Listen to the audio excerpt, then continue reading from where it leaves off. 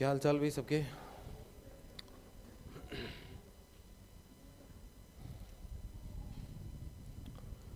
अब देखो, कल एक सवाल लिखा था अपन ने, उस पर बात करते हैं ना, फिर उससे आगे चलते हैं।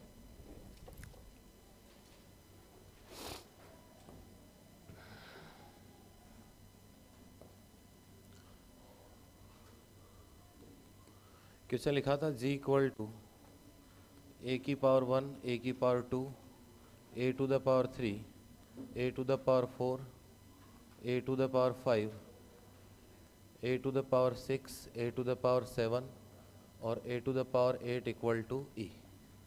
और ऑपरेशन था क्रॉस या नॉर्मल मल्टीप्लिकेशन का, ठीक है। और इस ये दिया भी था ना शायद, है ना? हाँ, कर लिए होंगे। ये नहीं किया और कर लिए क्या? क्या होगा भी, किसी ने किया इसका जनक या जनरेटर? क्या होंगे? एक तो क्या होगा, कन्फ्यूजन है। देखो, जब भी ऐसा सवाल हो, पीछे हम पढ़ के आए थे एक सवाल, एक क्वेश्चन कह दो चाहे स्टेटमेंट लिखा था अपन ने कि a टू द पावर, एक तो ऐसे कह सकते हैं कोई भी आपके पास ग्रुप क्या था g, उसका एक अवयव एलिमेंट कितना था a और उसका ऑर्डर कितना था n। तो हमने कहा था a to the power p का ऑर्डर भी कितना होगा, n होगा। कब होगा? एक कंडीशन बताई थी आपको कि जब n और p आपस में क्या होने चाहिए, n और p क्या होने चाहिए, सहअभाज्य होने चाहिए आपके पास, या सापेक्षिक अभाज्य या कोप्राइम। अब एक प्रॉपर्टी हमने पढ़ी थी कल कि कोई भी ग्रुप होगा उसका जनक या जो जनरेटर होगा, कोई भी ग्रुप होगा उसका जो जनक या जनरेटर होगा, उस जनक या जनरेटर का जो ऑर्डर होगा वो किसके ऑर्डर के बराबर होता है, ग्रुप के ऑर्डर के बराबर होता है। कल पढ़ा था क्या ऐसा? भाई किसी भी ग्रुप का जो जनक या जनरेटर होता है उसका ऑर्डर किसके बराबर होता है, ग्रुप के। ये तो क्लियर है ना सबको? अब इससे पहले हम ये बात पढ़ के आए थे कि कोई भी अगर ग्रुप है, अगर उसके किसी एक एलिमेंट a का ऑर्डर n है तो a की पावर p का ऑर्डर भी कितना होगा, n और p क्या होने चाहिए, सहअभाज्य या को प्राइम होने चाहिए। अब यहाँ देखो अपने पास a टू द पावर 8 है आपके पास, ठीक है। इस ग्रुप का ऑर्डर कितना हो गया बताओ? अरे इस ग्रुप का ऑर्डर कितना हुआ, 8 हो गया इस ग्रुप का ऑर्डर। तो इस ग्रुप का ऑर्डर कितना हो गया आपके पास, 8 हो गया। इस ग्रुप का ऑर्डर कितना हुआ आपके पास, 8, ठीक है। और a की पावर 8 इक्वल टू कितना मिलता है आपको, e मिलता है। a की पावर 8 इक्वल टू कितना मिलता है आपको, e। अब हमने पढ़ा था कि अगर a का ऑर्डर n है तो a की पावर p का ऑर्डर भी कितना होगा, n होगा। कब होगा, कब होगा? जब ये दोनों आपस में क्या होने चाहिए, सहअभाज्य या क्या होने चाहिए, कोप्राइम। अब यहाँ से जब भी ऐसा सवाल हो, देखो ये ज़रूरी नहीं है कि आपको ये इतना सवाल लिखे, 8 तक भी लिख सकता है, 6 तक भी लिख सकता है, 12 तक भी लिख सकता है, ठीक है, पहली बात। दूसरी बात, ऐसा भी कह सकता है कि किसी एक एलिमेंट ए से जनित 8 अवयव का क्या है आपके पास एक ग्रुप है, ऐसा भी सवाल कह सकता है। अब इस प्रॉपर्टी के आधार पर, इस प्रॉपर्टी के आधार पर हम कहेंगे कि यहाँ पे इस 8 के लिए क्या देखेंगे हम, अरे 8 के क्या देखेंगे, सहअभाज्य या कोप्राइम देखेंगे। और 8 के सहअभाज्य या कोप्राइम कौन होंगे, एक तो होगा a की पावर 1, एक होगा a की पावर 3, एक होगा a की पावर 5 और एक होगा a की पावर कितना, a की पावर कितना होगा, 7। एक होगा आपके पास a की पावर कितना, 7। तो ये क्या बनेंगे आपके पास, इनका ऑर्डर कितना होगा बताओ, 8 ऑर्डर के होंगे भाई, इनका ऑर्डर कितना होगा, 8 होगा। तो यही तो कहा था कि जितना ऑर्डर ग्रुप का होगा उतना ही ऑर्डर किसका होता है, जनक या जनरेटर का। तो इनका ऑर्डर कितना है, 8। इसका मतलब ये सारे के सारे क्या बनेंगे, जनक या जनरेटर। इतनी रामायण में नहीं जाना चाहते हो कि ये क्या हुआ क्या नहीं हुआ। तो जब भी ऐसा सवाल हो, सीधा सा कंसेप्ट है, ये वाली पावर देखा करो, देख ली ये पावर, और इसके क्या देख लिया करो, सहअभाज्य क्या देख लिया करो, को प्राइम। तो इसके डायरेक्ट ही सहअभाज्य को प्राइम देखेंगे, इसके डायरेक्ट क्या देखेंगे, सहअभाज्य को प्राइम देखेंगे। तो कौन कौन आएगा, a की पावर 1, a की पावर 3, a की पावर 5 और a की पावर कितना, 7। ये क्या बन गए इसके, अरे ये क्या बन जाए इसके, जनक या क्या बनेंगे, जनरेटर। तो आप तो इस सवाल में इतने लॉजिक पे जाओगे कि ये भी पढ़ा था, ये पढ़ा था, इससे जाना चाहो तो इससे जा सकते हो। और अगर इस तरीके का सवाल पूछता है एग्जाम में, पूछा भी हुआ है 2-3 बार, तो आपको डायरेक्ट ही इस वाले के क्या देखने हैं, सहअभाज्य या कोप्राइम। तो कोप्राइम कितने हो गए, 1, 3, 5 और 7, तो उससे भी कर सकते हो। आगे और पढ़ेंगे तो इसका एक डायरेक्ट कंसेप्ट और भी आएगा, तब इस सवाल को दोबारा और बता देंगे एक बार।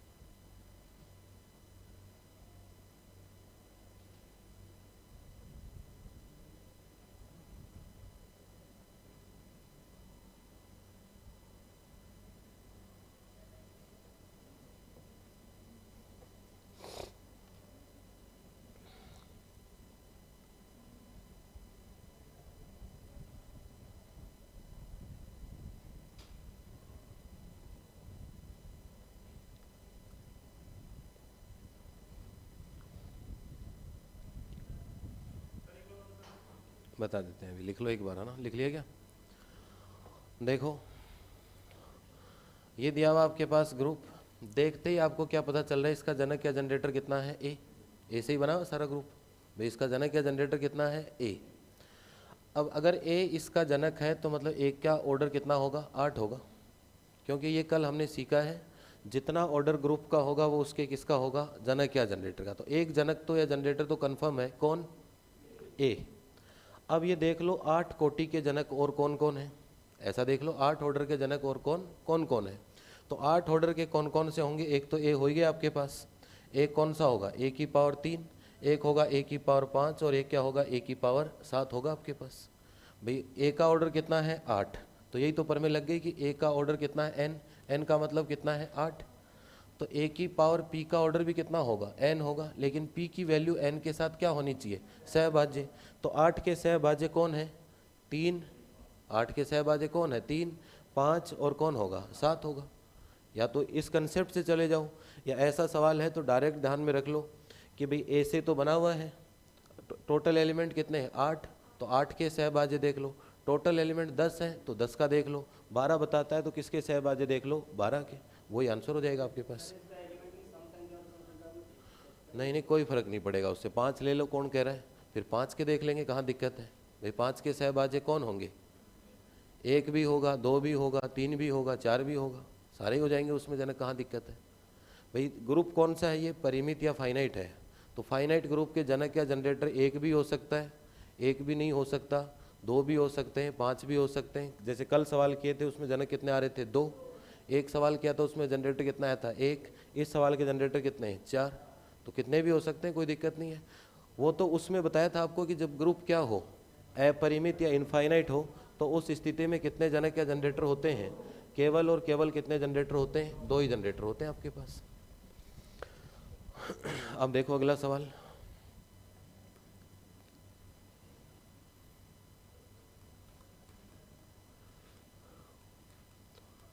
इकाई के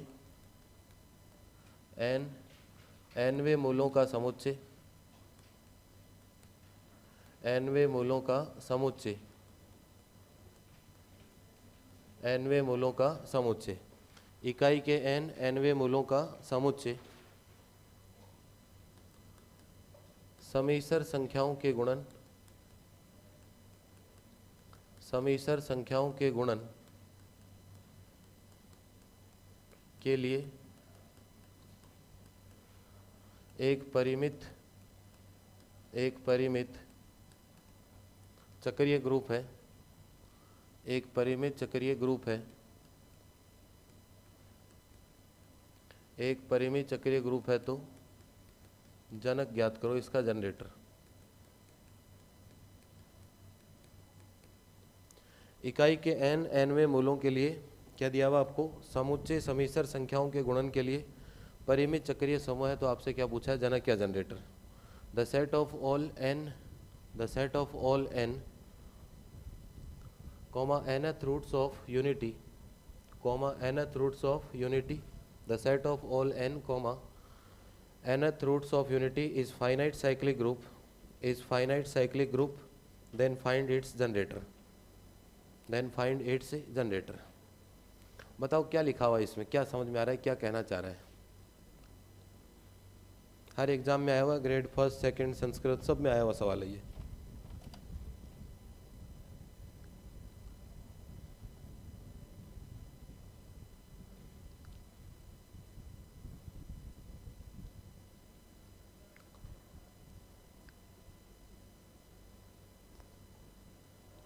भाई सवाल पढ़ना तो सीखो, कम से कम देखो क्या लिखा हुआ है।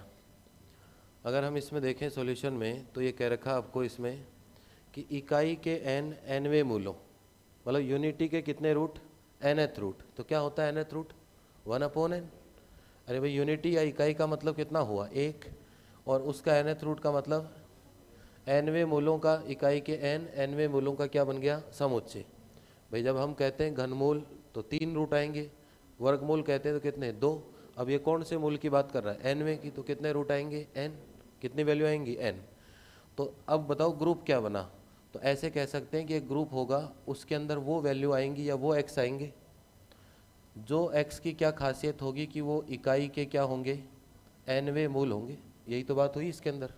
भाई इसमें जो लिखी हुई इतनी लाइन, इकाई के nवें मूलों का समुच्चय, तो यही तो हुआ कि g के अंदर वो वैल्यू आएंगी जो जब इस 1 के कितने रूट लेंगे, n रूट लेंगे, तो जो n आंसर आएंगे वो x की जगह आ जाएंगे इसके अंदर। अब बोले सर ये आपने तो कह दिया x, अब इसको x को सोल्व कैसे करें, तो ये लिखा हुआ आपके पास x, और ये यहाँ सोल्व कर लेते हैं 1 टू द पावर कितना, 1/n, ठीक है। अब यहाँ से देखो, क्या मैं इसको ऐसे लिख दूँ, क्या मैं इसको ऐसे लिख दूँ, cos 0 plus iota sine 0 to the power कितनी हो गई, 1/n। बताओ इसमें और इसमें कोई फ़र्क है क्या, अरे इसमें और इसमें कोई फ़र्क है क्या, कोई फ़र्क नहीं है। साइन 0 0 होता है, cos 0 1, 1 to the power 1/n। अब ज़रूरी थोड़ी है कि cos 0 पे cos की वैल्यू कितनी होती है, 1। cos की वैल्यू और 1 कहाँ होती है, cos 2m पाई पे सब जगह वैल्यू कितनी होती है, 1। m की जगह वैल्यू पुट कर लो, 1 2 3, भाई cos की वैल्यू 1 होगी, cos की 0 पुट करेंगे तो cos 0 पे तो 0 1 होता ही है, cos 2 पाई पे cos की वैल्यू कितनी, 1। और इधर साइन क्या होगा, साइन के अंदर अगर 2m पाई रख दें, अब m की चाहे कोई भी वैल्यू रखो, 0 रखें तो साइन 0 0, साइन 1 रखेंगे 1 रखेंगे तो कितना होगा, 2 पाई, साइन 2 पाई कितना, 0, 2 रखेंगे तो 4 पाई कितना होगा, 0। अभी तक जो आपको ये लाइन दिख रही है, चाहे ये पढ़ लो, चाहे ये पढ़ लो, चाहे ये पढ़ लो, तीनों क्या हैं, एक ही हैं, तीनों क्या हैं भी, एक ही हैं, बस लिखने और दिखने का ही अंतर है। m की वैल्यू आप चाहे जो रख सकते हो, 0 1 2 3 एंड सो।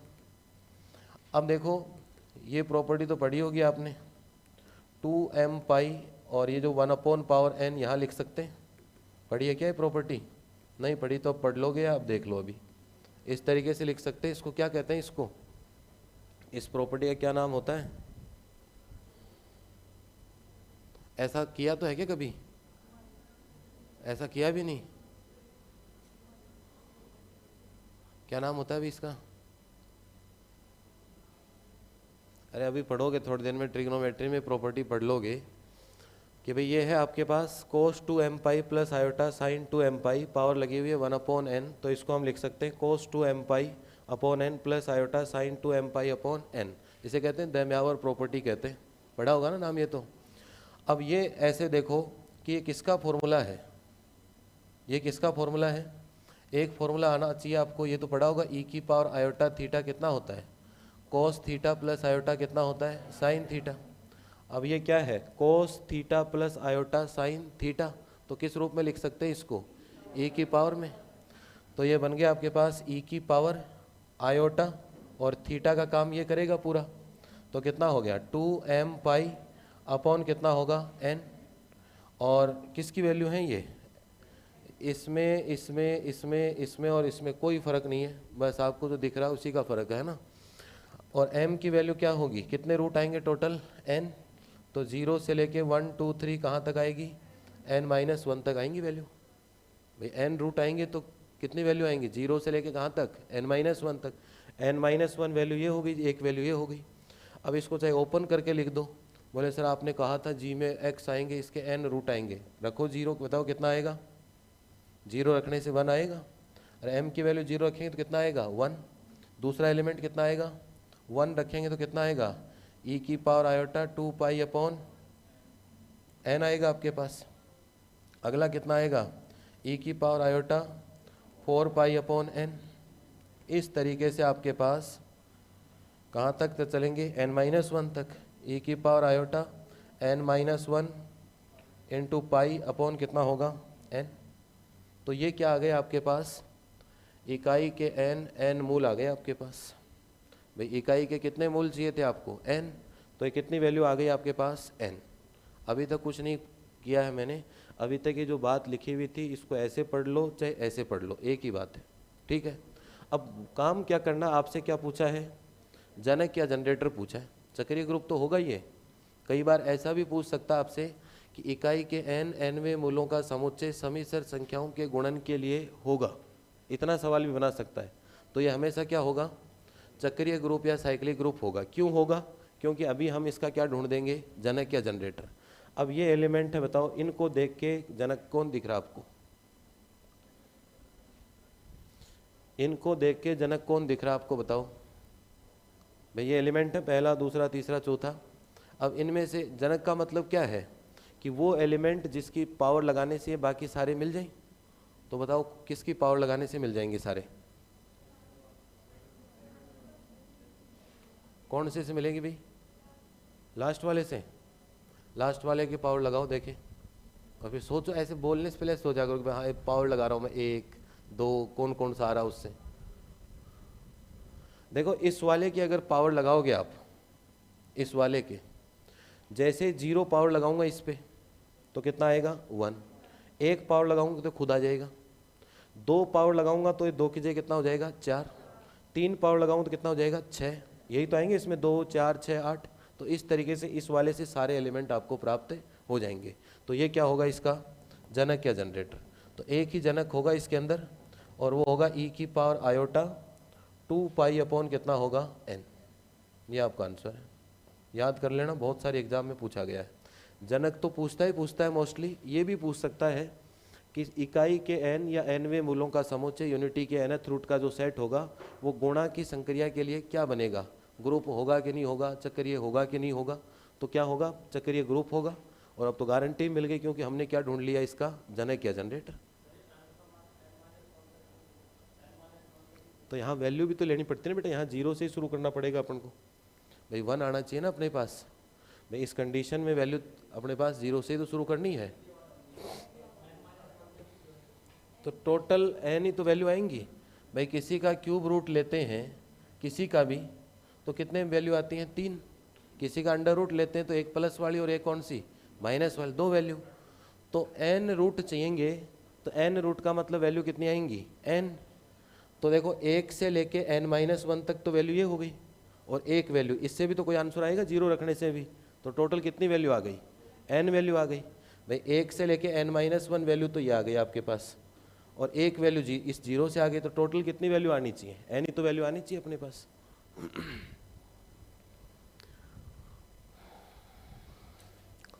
इस सवाल के भी इंपॉर्टेंट लगा लेना, और जो भी पिछला किया उसके भी इंपॉर्टेंट लगाना भी है ना।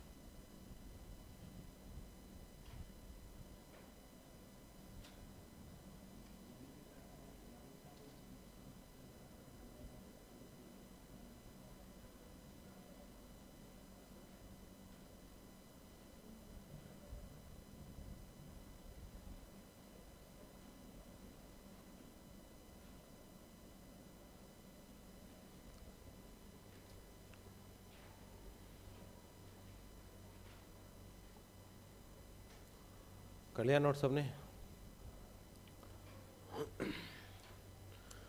अब देखो नेक्स्ट हेडिंग लगाइएगा। नेक्स्ट आता है करमचे ग्रुप। नेक्स्ट आता है आपके पास करमचे ग्रुप, या इसे कहते हैं परमुटेशन ग्रुप। करमचे ग्रुप है, इसे हम क्या कहते हैं? Permutation group.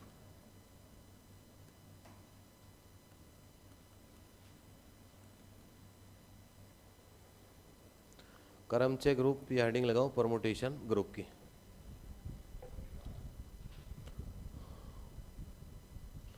अब देखो सबसे पहले हम बात किसकी करेंगे? करमचे या परमुटेशन होता क्या है? सबसे पहले हम बात किसकी करेंगे बेटा? करमचे या परमुटेशन होता क्या है? तो करमचे या परमुटेशन क्या होगा कि आपके पास एक प्रतिचित्रण या एक मैपिंग होगी। क्या होगी आपके पास? एक प्रतिचित्रण या मैपिंग होगी। कोई भी नाम दे दो, चाहे एफ दे दो या कोई भी नाम दे सकते हैं। मान लो एक मैपिंग क्या है आपके पास? एफ। इधर सेट मान लो समुच्चय कितना है? एस। और एस से किसके ऊपर डिफाइन होनी चाहिए? एस पे डिफाइन होनी चाहिए। मतलब ए से बी सेट पे नहीं, खुद से किसके ऊपर डिफाइन होनी चाहिए? खुद पे ही। और इस मैपिंग की क्या खास बात होनी चाहिए कि एस से एस जो ये मैपिंग डिफाइन है, ये मैपिंग एक तो क्या होनी चाहिए? एक एक या वन वन होनी चाहिए। एक तो क्या होनी चाहिए आपके पास? एक एक या वन वन। और एक ये मैपिंग क्या होनी चाहिए? आच्छादक या ऑन टू होनी चाहिए। एक ये मैपिंग क्या होनी चाहिए? आच्छादक या ऑन टू। तब इसे हम क्या कहेंगे? तब इसे हम क्या कह देंगे? करमचे या क्या कहेंगे? परमुटेशन। अब मान लो ये सेट था, सपोज करो इसके अंदर कोई एलिमेंट है 1 2 3 और इधर एस है, तो दूसरा भी क्या होगा? एस ही लेके चलना आपको। तो ये एस हो गया आपके। इधर भी एलिमेंट क्या आएंगे? 1 2 3। ये कोई मैपिंग है, इसका क्या नाम दे रखा हमने? एफ। एस से किसके ऊपर डिफाइन है? एस पर। अब इसमें दो बातें होनी चाहिए भाई, स्वयं से स्वयं पे डिफाइन होनी चाहिए, पहली बात इट्स सेल्फ डिफाइन होनी चाहिए। इसके साथ साथ एक एक ही 1 1 और आच्छादक और क्या होनी चाहिए? Onto. क्या होता है एक एक ही?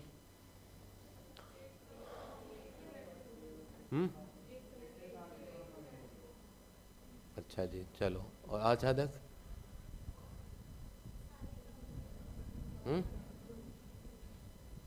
कितने साल से पढ़ रहे हो? खुद के अंदर सोच के देखो, है ना। एक एक ही शब्द हम कल कितनी साल से सुन रहे हैं, है ना। सुन रहे हो ना, ये गलत थोड़ी कह रहा हूँ मैं, सुन रहे हो ना। लेकिन एक एक ही हमारे याद नहीं हुआ आज तक, है ना। हुआ क्या बताओ?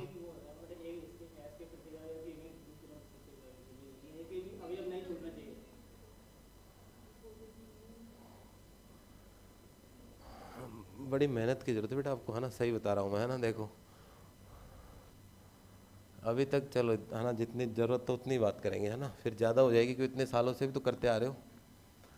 एक ही का सीधा सा मतलब है इधर जितने भी एलिमेंट हैं, इस वाले की बात कर रहा हूँ, इसे क्या कहते हैं? प्रांत या डोमेन कहते हैं, है ना। तो इधर जितने भी एलिमेंट हैं उन सब की इमेज क्या होनी चाहिए? अलग अलग एलिमेंट पे होनी चाहिए। मतलब सबकी इमेज क्या होनी चाहिए? अद्वितीय, यूनिक होनी चाहिए। जैसे मान लो 1 की इमेज कितना है? 2 है। 2 की मान लो 1 है, और 3 की कितना है? 3 है। तो ये क्या हो गया? एक एक या 1 1 हो गया। इधर तो खाली कभी रहेगा ही नहीं कोई, इधर खाली रह जाएगा, इसका मतलब प्रतिचित्रण होगा ही नहीं, फंक्शन ही नहीं बनेगा आपके पास। अगर इधर कोई खाली रहेगा, ऐसे मान लो यहाँ 4 भी होता और 4 का इधर किसी से कनेक्शन नहीं है, तो फिर वो फंक्शन डिफाइन ही नहीं होगा। इधर कभी खाली नहीं रह सकता, इधर खाली रह सकता, कोई दिक्कत नहीं है।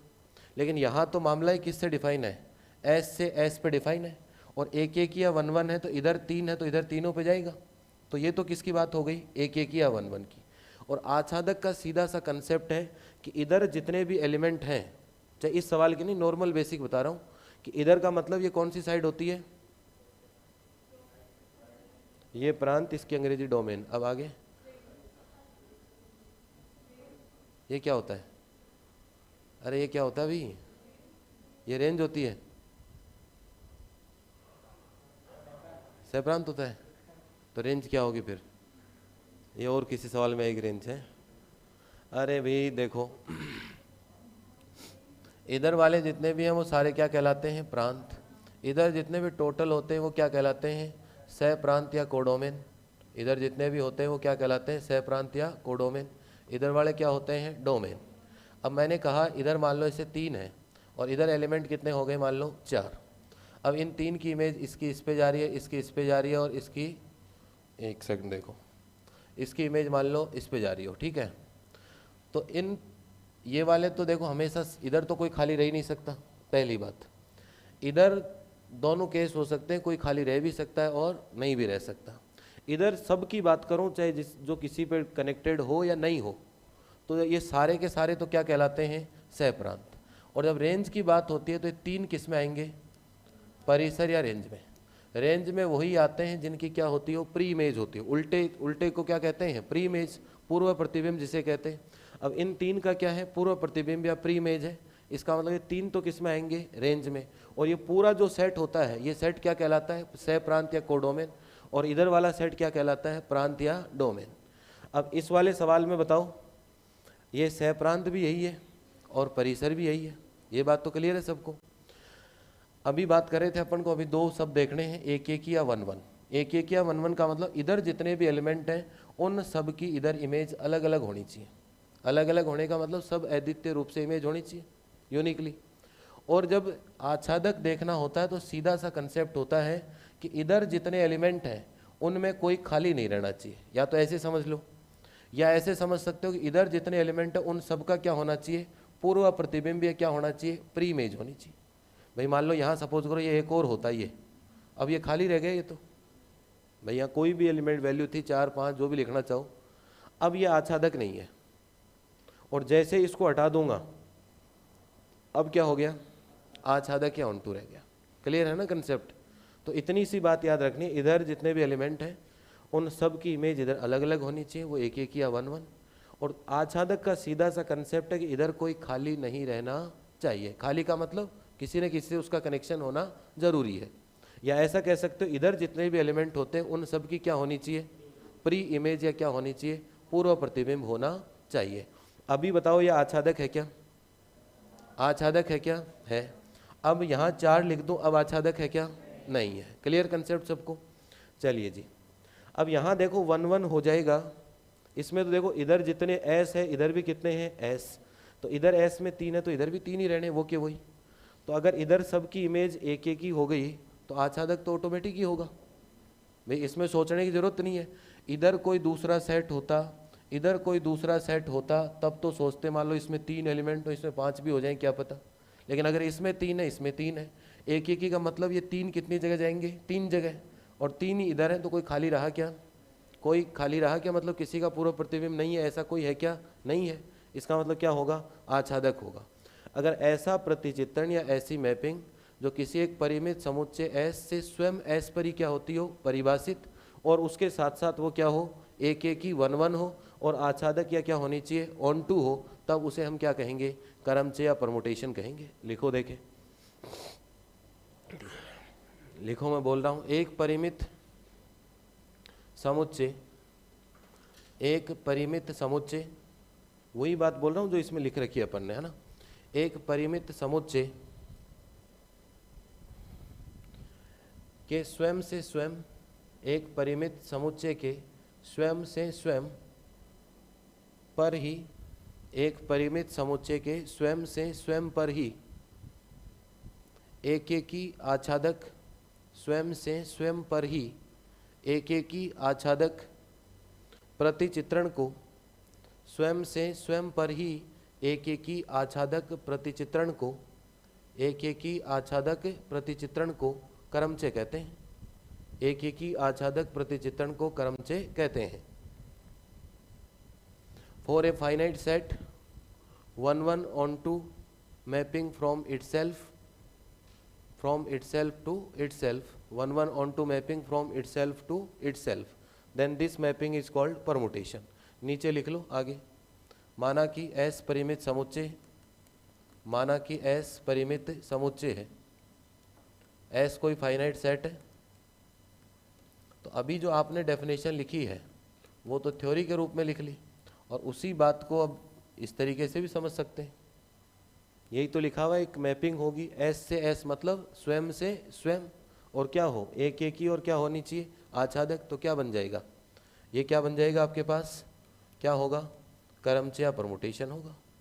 ये क्या होगा आपके पास, क्रमचय या परमुटेशन होगा।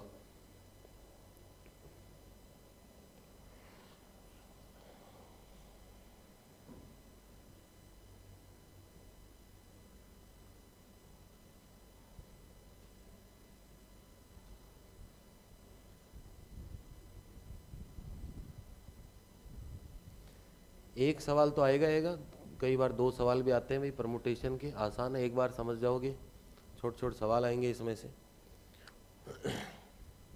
एक तो 100% आएगा, और कई पेपर देखें 13 का हुआ 15 का हुआ तो उनमें 2-2 सवाल भी पूछे गए हैं परमुटेशन से। इसके बाद लिखो नेक्स्ट लाइन में एरो का साइन लगा के लिखिएगा, परिमित समुच्चय में, नेक्स्ट लाइन में लिखिएगा बेटा एरो का साइन लगा के, परिमित समुच्चय में अवयवों की संख्या को, परिमित समुच्चय में अवयवों की संख्या को, परिमित समुच्चय में अवयवों की संख्या को क्रमचय की घात, परिमित समुच्चय में अवयवों की संख्या को क्रमचय की घात कहते हैं। परिमित समुच्चय में अवयवों की संख्या को क्रमचय की घात कहते हैं। The number of elements in finite set, the number of elements in finite set is known as degree of permutation, is known as degree of permutation, is known as degree of permutation।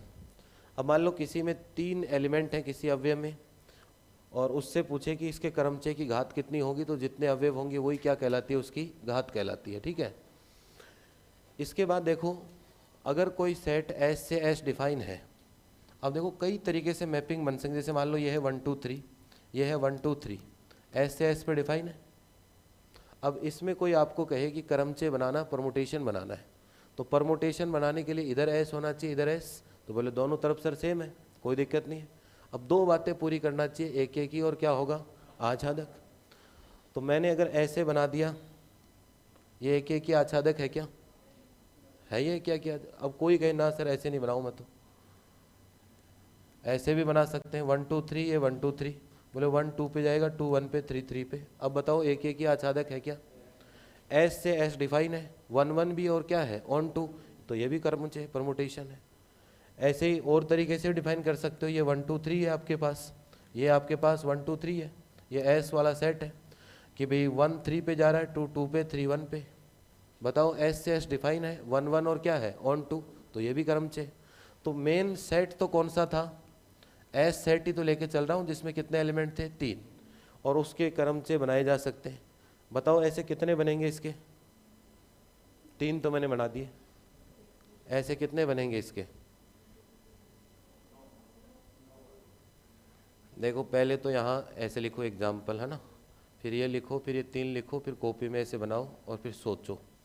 इतने लिए मैं नहीं बता पाता है, कहाँ से विकास किया इतना है कि 9 है।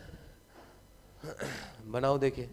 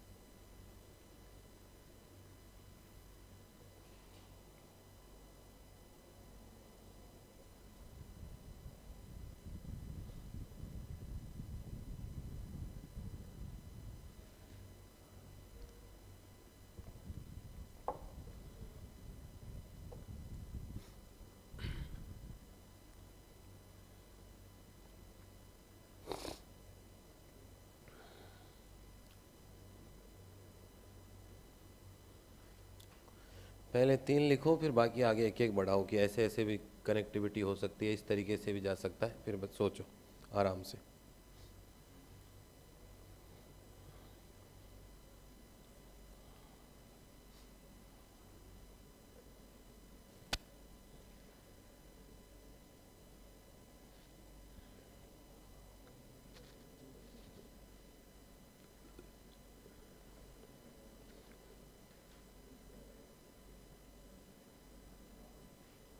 कितने बनेंगे बेटा?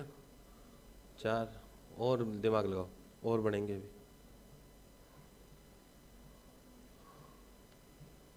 थोड़ी देर बाद 5 बता दोगे। लगाओ दिमाग लगाओ।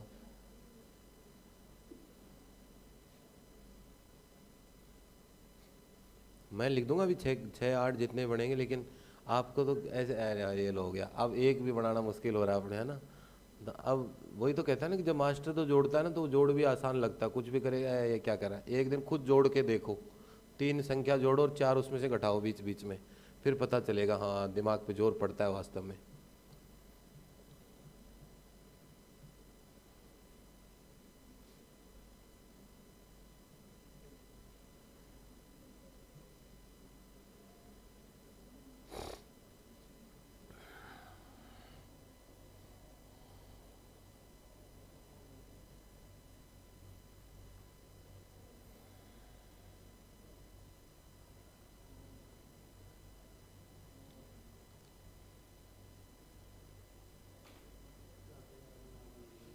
हैं? 4 से आगे संभावना नहीं दिख रही। 5 5 सही कह, 5। अब छठा भी बनेगा, बढ़ाओ। जिनके 5 बन गए उनका छठा ही बनेगा। 6 बन गए क्या बेटा? 6 बन गए। 6 वालों को 7 नहीं बढ़ाऊंगा, बस। नहीं बन रहा तो ये गलत बनाया गया इन्होंने किसी ने।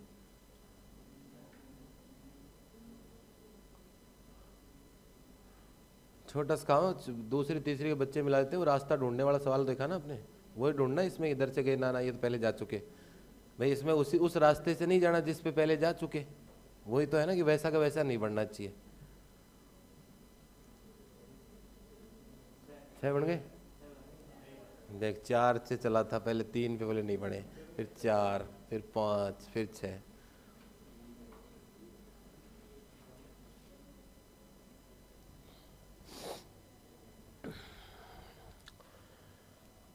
देखो ये एस है ही अपना, ये एस 1 2 3, ये 1 2 3। बताओ किससे कनेक्ट करें?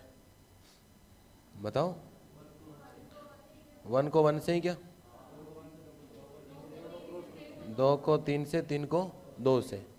चलो ठीक है, मान लेते हैं। अगला भी 1 2 3 इधर लिख दिए, इधर 1 2 3 लिख दिए। क्या करें? 1 को 3 से, 2 को और 3 को 2 से। कोई मैच नहीं हो जाना चाहिए ऊपर वाला। ठीक है, इसके बाद देखो अगला 1 2 3 ये हो गया 1 2 3। 1 को किससे? 2 से, 2 को 3 से, 3 को 1 से। तो ये टोटल कितने बने? 6। तो एस समुच्चय था, यही तो कहा था कि एक फाइनाइट सेट होना चाहिए। तो ये फाइनाइट सेट क्या हो गया आपके पास? एस। एस से एस पे सारी मैपिंग देखनी है।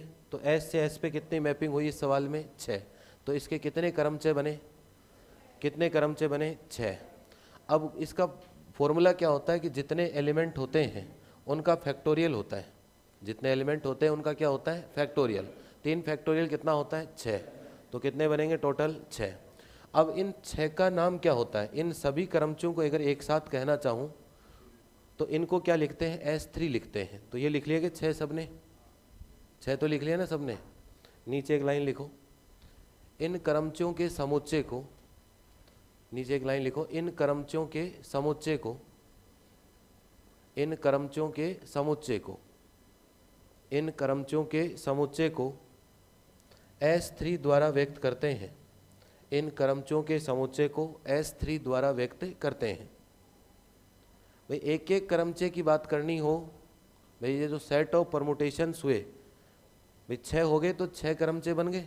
अब 6 की एक साथ बात करनी हो, भाई समुच्चय में क्या होता है? जितने भी होते हैं उन सबको क्या ले लेते हैं? एक जगह, तभी तो सेट बनता है। तो ये 6 परमुटेशन अगर इन 6 को कहना चाहें तो ये 6 परमुटेशन क्या बना देंगे, या 6 क्रमचय क्या बना देंगे? क्रमचयों का समुच्चय। और इस क्रमचय के समुच्चय को किससे लिखा जाता है? S3 से डिनोट किया जाता है। अगली लाइन में लिखो, नेक्स्ट लाइन में, यदि किसी परिमित समुच्चय में, यदि किसी परिमित समुच्चय में n अवयव है, ये स्मॉल n है ना। यदि किसी परिमित समुच्चय में n अवयव हैं तो इस समुच्चय के यदि किसी परिमित समुच्चय में n अवयव हैं तो इस समुच्चय के फैक्टोरियल n क्रमचय बनते हैं। तो इस समुच्चय के फैक्टोरियल n क्रमचय बनते हैं। अगर भाई n एलिमेंट है आपके पास तो कितने क्रमचय बनेंगे? Factorial n। इसमें कितने बने? 3 था तो फैक्टोरियल 3 बन गए। फैक्टोरियल 3 कितना होता है? 6 ही होता है। तो कितने बने? 6। ये भी एग्जाम में पूछा गया है, इसके भी लगा लेना साइन। कई एग्जाम में पूछा गया, ये छोटी बड़ी स्कूल में, कॉलेज में, IIT जेम में, सब एग्जाम में पूछा गया ये सवाल कि अगर किसी समुच्चय में कितने अवयव हैं? n, तो उसके क्रमचयों की संख्या कितनी होगी? तो कितनी होगी उसके क्रमचयों की संख्या? फैक्टोरियल n होगी। लिखा यहाँ तक सबने? अब देखो बार बार ऐसा नहीं लिखेंगे। अब कोई कहे कि ये सर S है, ये 1 2 3 एलिमेंट है, अब आप क्या बनाओ? इसके क्रमचय बना के बताओ। तो ऐसे नहीं करेंगे कि ये 1 पे जा रहा है, 2 2 पे, इधर से इधर, ऐसा नहीं लिखना है। क्रमचय को लिखा कैसे जाएगा? अब इसको नोटेशन कैसे करेंगे? देखो आगे लिखिए, क्रमचय का संकेतन। ये क्रमचय को लिखा कैसे जाता है? क्रमचय का संकेतन या नोटेशन ऑफ परमुटेशन। क्रमचय का संकेतन या notation of permutation. Notation of permutation. क्रमचय का संकेतन या नोटेशन ऑफ परमुटेशन। अब बोर्ड पे देखो ये इधर क्या है? बात तो इधर वाली होगी वास्तव में। तो देखो इधर ये तो क्या है? मान लो अवयव या एलिमेंट होते हैं, और ये इनकी क्या होती है? इमेज। अरे भाई ये 1 1 पे जा रहा है, 2 2 पे, 3 3 पे, या ये देखो 1 की इमेज कितनी है? 1, 2 की इमेज कितनी है? 3, 3 की इमेज कितनी है? 2। तो वास्तव में ये तो ये एलिमेंट और ये इनकी क्या होगी? इमेज। यही तो होगा इसके अंदर। अब लिखा कैसे जाएगा? जब भी क्रमचय लिखना हो, समझने के तौर पे तो ऐसे समझ लिए कितने बनेंगे? टोटल 6।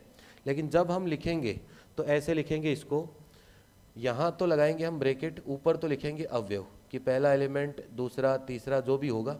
अगर 1 2 3 है तो 1 2 3 लिख देंगे, और कोई है तो और कोई लिख देंगे। ऊपर तो एलिमेंट लिखे जाएंगे। अब मान लो किसी सवाल में कितने एलिमेंट है? टोटल n एलिमेंट, ठीक है। और उसके नीचे क्या लिखते हैं? उनकी इमेज। तो x1 की मान लो कितनी इमेज है? fx1। x2 की इमेज कितनी आएगी? fx2। x3 की इमेज कितनी आएगी? fx3। और xn की इमेज कितनी आएगी? fxn। तो इस तरीके से कोई भी क्रमचय लिखा जाएगा। जैसे पिछले वालों को अगर मैं लिखना चाहूँ समझने के तौर पे, अब कोई कहे कि सर ऐसे नहीं, तो अब इसको कैसे लिखें? तो या इसको समझ लो, चलो इसमें तो सेम है। इसको ऐसे लिखेंगे, ऊपर तो 1 2 3 ये वाले एलिमेंट, नीचे इनकी क्या आएगी? इमेज। तो 1 की इमेज कितनी है? 1, तो यहाँ 1 आ जाएगा। 2 की इमेज कितनी है? 3, तो 2 के नीचे कितना आएगा? 3। 3 की इमेज कितनी है बच्चों? 2, तो कितना आ जाएगा? 2। तो ये तो हमने सीखा था समझने के अकॉर्डिंग। भाई ये तो समझ ही आ गया कि बनेंगे कैसे, किसकी इमेज कहाँ जाएगी, कितने बनेंगे। और क्रमचय या परमुटेशन जो लिखा जाएगा वो कुछ इस तरीके से लिखा जाएगा। तो बेसिक लिखने का मैंने आपको तरीका बता दिया। तो कोई भी क्रमचय होगा आपके पास, कोई भी मैपिंग सेट S से S पे डिफाइन होगी। मान लो S के अंदर कितने एलिमेंट हैं? n, तो उसके क्रमचय परमुटेशन x1 x2 xn, तो एलिमेंट तो ऊपर, और कौन किसके ऊपर जा रहा है वो इमेज या प्रतिबिंब, उसकी क्या लिखनी है आपको? नीचे। कर लो नोट।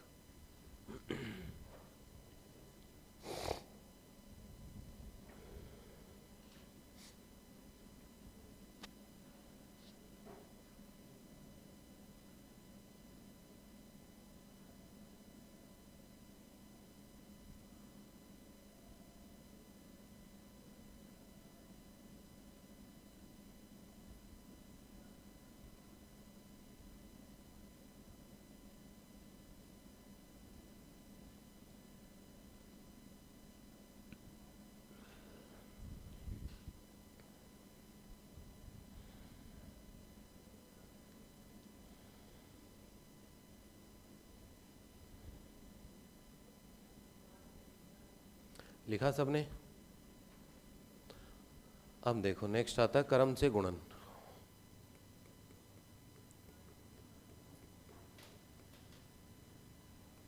क्रमचय गुणन या प्रोडक्ट ऑफ परमुटेशन, मल्टीप्लिकेशन कह दो चाहे प्रोडक्ट कह दो, प्रोडक्ट ऑफ परमुटेशन, कि दो क्रमचय दिए हुए हों तो उनका प्रोडक्ट कैसे देखा जाएगा। क्रमचय गुणन या किसकी बात हो रही है, प्रोडक्ट ऑफ परमुटेशन। अब जैसे मान लो एक क्रमचय में दे दूँ, बोर्ड पे देखो एफ दे दिया, मान लो 1 2 3 और कितना है 4, 4 एलिमेंट है। मान लो 1 की इमेज 4 पे जाती हो, 2 की 3 पे, 3 की 1 पे और 4 की इमेज किस पे जाती हो 2 पे। अब ऐसे लिखने में कोई दिक्कत नहीं, एक क्रमचय तो ये हो गया। और दूसरा क्रमचय क्या ले लिया अपन ने, कोई जी ले लिया। अब एलिमेंट सेम होने चाहिए तभी गुणा हो पाएगा भी, है ना, ये हमेशा का रहेगा इसके अंदर। इसमें भी वही एलिमेंट 1 2 3 4, देखो इधर तो सेम ही रहेंगे सब में, 1 2 3 1 2 3, बाकी इमेज ही तो अलग होंगी इनकी। तो इधर एक दूसरा परमुटेशन हमने ले लिया कोई 1 2 3 4, और इसकी इमेज ले लेते हैं 1 की 2, इसकी 4, इसकी 1 और इसके कितने ले लेते हैं 3, ले लिया। अब हमें करना क्रमचय गुणन। क्रमचय गुणन में देखो क्या करेंगे, एफ इंटू क्या करेंगे जी, एफ इंटू क्या करेंगे जी। एफ इंटू जी जब करेंगे तो ऊपर तो 1 2 3 4 ही आएगा, ठीक है, ये तो लिख लिया, ठीक है। अब ये ध्यान रखना कि बाद में कौन लिखा हुआ है, जी से शुरू होते। यहाँ देखो एक की इमेज कितनी 2, इधर आओ 2 की इमेज कितनी 3, वो यहाँ लिख दो। शुरू बाद में कौन लिखा हुआ जी, तो शुरुआत किससे करनी है, जी से। दोबारा देखो एक की इमेज कितनी 2, तो इधर 2 की इमेज कितनी 3, वो यहाँ लिख दो। 2 की इमेज कितनी 4, इधर 4 की इमेज कितनी 2, तो वो यहाँ लिख दो। इधर 3 की इमेज कितनी 1, इधर 1 की इमेज कितनी 4, 4 यहाँ लिख दो। इधर 4 की इमेज कितनी 3 और इधर 3 की इमेज कितनी 1, तो ये तो होगा एफ इंटू जी। अगर जी इंटू एफ करना हो तो वो अलग होगा, ये लिख दिया 1 2 3 और कितना लिखा 4, लिख लिया। अब देखो यहाँ एफ इंटू जी में बाद में कौन लिखा हुआ था जी, तो शुरू किससे हुए थे जी से चल के किस पे आ रहे थे एफ पे। अब लिखा हुआ है जी इंटू एफ, मतलब किससे शुरू होना होगा एफ से और जाना किस पे जी पे, तो इस बार इधर से शुरू करेंगे। 1 की इमेज कितनी 4, 4 की इमेज कितनी 3, तो यहाँ कितना आएगा 3। इधर देखो 2 की इमेज कितनी 3 और इधर 3 की इमेज कितनी 1, तो ये हो गया 1 आपके पास। इधर देखो 3 की इमेज कितनी 1, 1 की इमेज कितनी 2, तो यहाँ 2 आ गया आपके पास। इधर देखो 4 की इमेज कितनी 2, 2 की इमेज कितनी 4, बराबर हैं क्या दोनों, बराबर हैं क्या दोनों, बराबर कैसे देखते हैं, 1 की इमेज 3, 1 की इमेज 3 बराबर है, 2 की इमेज 2 है, उधर 2 की इमेज कितनी 1, तो मामला गड़बड़ है। तो जनरल कंडीशन या सामान्यतः F into G is not equal to कितना होता है जी इंटू एफ। एक पर्टिकुलर कंडीशन आएगी जब बराबर होंगे, वो मैं बाद में लिखवा दूंगा जब लिखेंगे, लिखते हैं ना पॉइंट, थ्योरी वाले पॉइंट कि कब बराबर होंगे। बाकी नॉर्मल स्थिति में एफ इंटू जी और जी इंटू एफ क्या होंगे, अलग अलग होंगे। करो देखे नोट, समझ तो आ गया ना।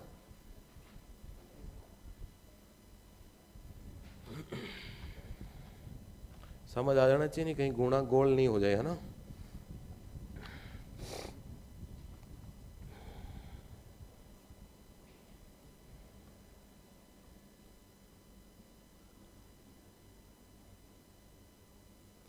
जरूरी नहीं 4 ही लें, 5 एलिमेंट ले लो, 3 ले लो, 6 ले लो, कोई दिक्कत नहीं है, समझ में आना चाहिए कंसेप्ट क्या है ना।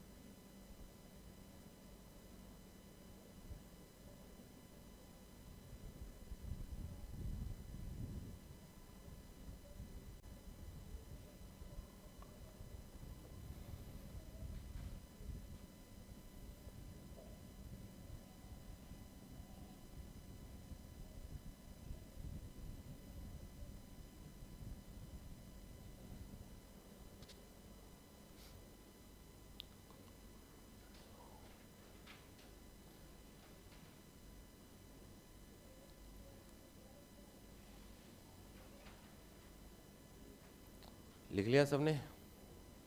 अब देखो नेक्स्ट एक शब्द आता है आपके पास जिसे कहते हैं तत्समक क्रमचे, आइडेंटिटी परमुटेशन। एक आता है आपके पास तत्समक क्रमचे, तत्समक क्रमचे, या जिसे कहते हैं आइडेंटिटी परमुटेशन। तत्समक क्रमचे जिसे हम क्या कहते हैं? Identity permutation. तत्समक क्रमचे जिसे हम क्या कहते हैं? Identity permutation. आइडेंटिटी परमुटेशन में क्या होगा? किसी समुच्चय सेट के जब क्रमचे बनाते हो तो प्रत्येक अवयव की इमेज क्या हो? स्वयं ही हो। जैसे अभी ये पीछे बनाया था हमने, तो ये परमुटेशन कौन सा होता है आपके पास? आइडेंटिटी। कौन सा? ये वाला। 1 की इमेज कितनी? 1, 2 की कितनी? 2, और 3 की कितनी? 3। तो क्या डेफिनेशन कहेंगे इसकी? कि किसी भी परिमित समुच्चय का वो क्रमचय, वो परमुटेशन जिसमें अवयव स्वयं की इमेज या इटसेल्फ क्या होगा? एलिमेंट खुद ही होगा। जैसे 1 की इमेज 1 ही है, 2 की इमेज 2 ही है, 3 की इमेज क्या हो? 3 हो। तो इसको हम क्या कहेंगे? आइडेंटिटी परमुटेशन कहेंगे। तो अब यहाँ लिख देते हैं, देखो कि मान लो कोई भी आपके पास परमुटेशन है तो x1 की इमेज कितनी होगी? x1 ही होगी। x2 की इमेज कितनी होगी? x2 ही होगा। x3 की इमेज कितना होगा? x3 होगा। इस तरीके से xn की इमेज कौन होगा? xn ही होगा। तो ये परमुटेशन कौन सा कहलाता है? आइडेंटिटी। और आइडेंटिटी परमुटेशन को नॉर्मली किससे लिख देते हैं? आई से। और लिखना चाहो तो लिख लो इसके अंदर कि अवयव स्वयं का प्रतिचित्रण, अवयव स्वयं का प्रतिचित्रण, अवयव स्वयं का प्रतिचित्रण स्वयं अवयव ही होगा।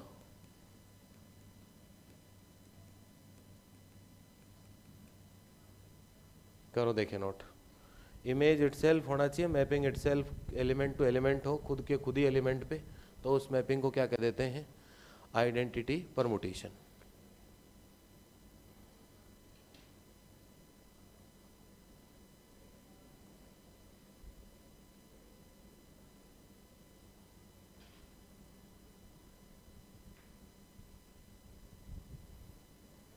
और एक शब्द और लिख लो, सबका होना चाहिए तो प्रत्येक और लिख लो, है ना, कि जितने भी अवयव हैं। एक वर्ड और लगा लो, बाकी तो समझ तो आ ही गया।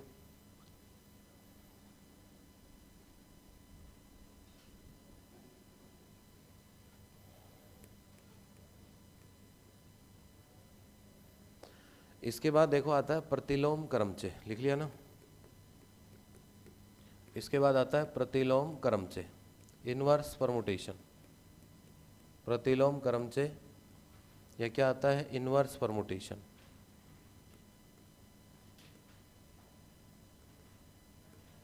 Inverse permutation. तो इनवर्स देखो कैसे फाइंड आउट करेंगे? कोई भी क्रमचे दिया हुआ है, मान लो आपके पास कोई भी परमुटेशन या क्रमचे दिया गया है, कोई भी क्या दिया हुआ आपको? परमुटेशन या क्रमचे दिया गया है ना।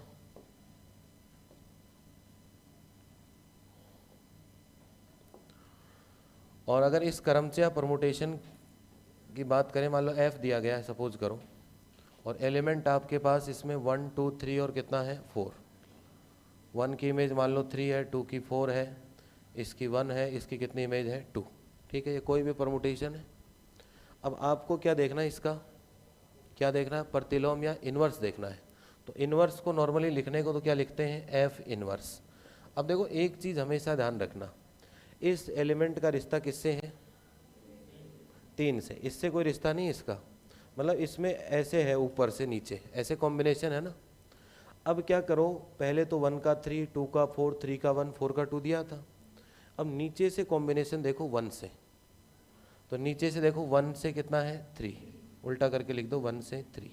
फिर 1 के बाद कितना देखते हैं? 2, नहीं उल्टा देखना है, 2 से कितना? 4, तो ये हो गया 2 से 4।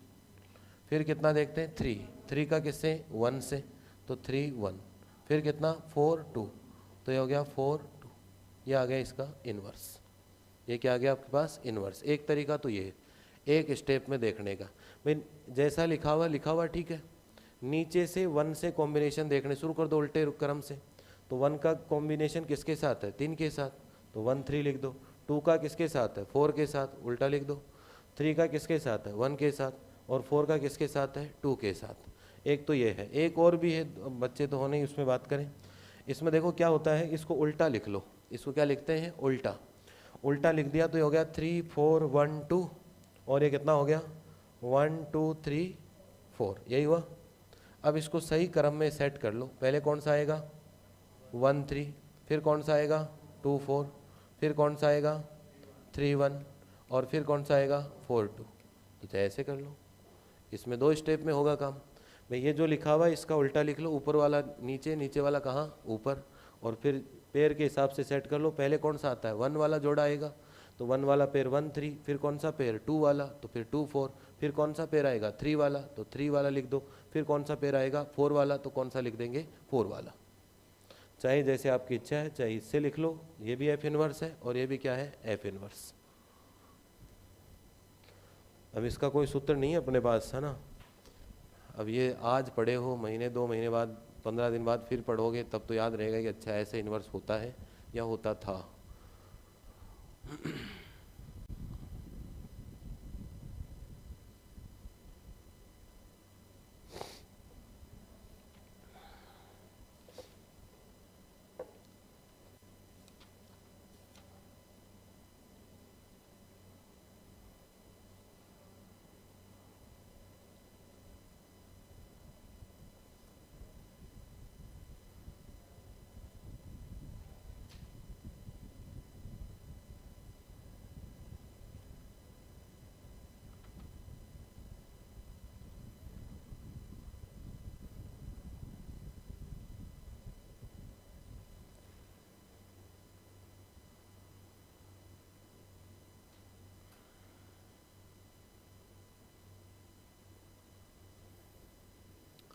लिख लिया बेटा सबने।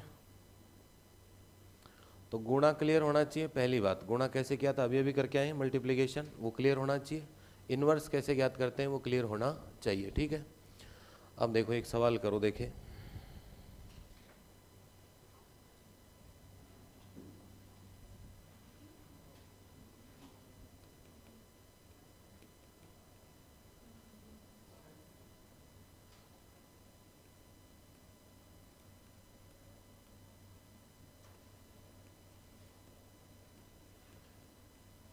ये तो आपके पास क्या दिया, कोई परमुटेशन दिया हुआ, ठीक है।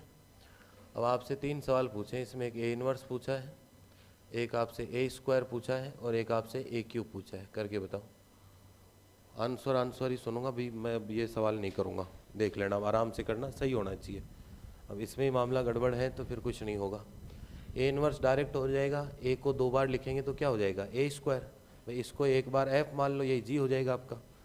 और जो ए स्क्वायर का जो आंसर आता है उसको किससे गुणा करा लो, ए से, तो ए क्यूब आ जाएगा। करो देखें।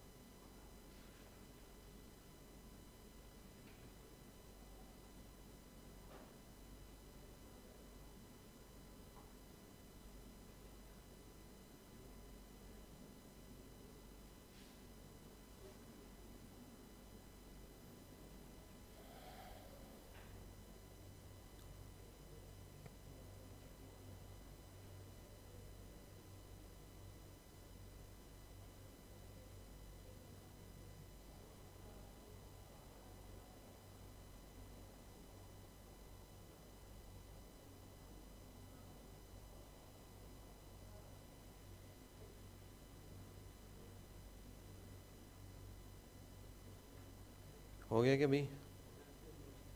बताओ, देखिए ए इनवर्स बताओ, देखो जो बताओगे उसी पे बात करेंगे। ए इनवर्स तो हुआ होगा ना सबका? ए इनवर्स में आना चाहिए 31254 है ना? चलो जी, ठीक है सबका। ए स्क्वायर आएगा 31245 है ना, 31245। ए क्यूब आएगा 12354। भाई किसी का नहीं आ रहा हो तो बताओ। ए क्यूब है 12354। ए स्क्वायर बताया आपने कितना? 31245 और एक 31254।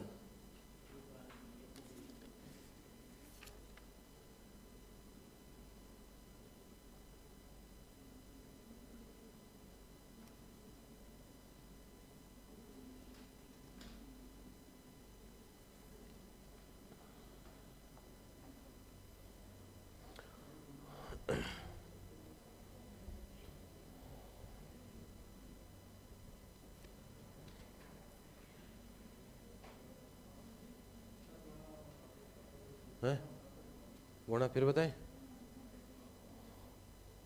इसका नहीं बताऊंगा, अभी पीछे वाले का बताऊंगा। हाँ यही है ना गुणा। हाँ, अब इस सवाल में क्या था, दोनों जगह एक जैसा लिखना था।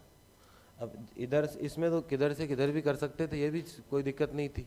अरे भाई ए इंटू ए तो करना था, तो इधर से इधर कर लो, चाहे इधर से इधर कर लो। अब इधर से ही बता देता हूँ, 1 से कहाँ देखा? 2। अब इधर 2 की इमेज कितनी? 3, तो ये 3 यहाँ लिख दिया। इधर 2 की इमेज कितनी? 4, 4 की इमेज कितनी? 2, तो ये 2 यहाँ लिख दिया। 3 की इमेज कितनी? 1, 1 की इमेज कितनी? 4, तो वो 4 यहाँ लिख दिया। 4 की इमेज कितनी? 3, और 3 की इमेज कितनी? 1, वो यहाँ लिख दिया इसके आगे।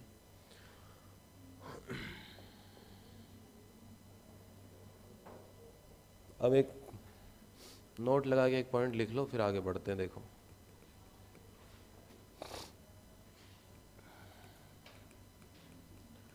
n अवयवों के समुच्चय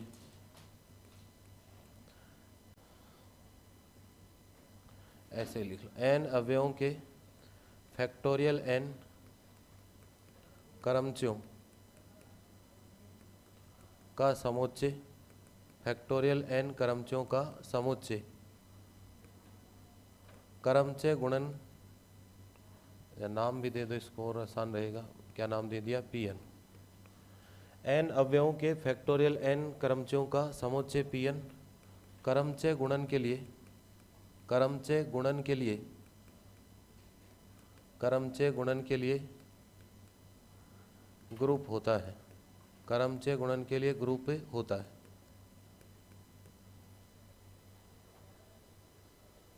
लिखो देखें, the set Pn of n factorial permutations, the set Pn of n factorial permutations on n elements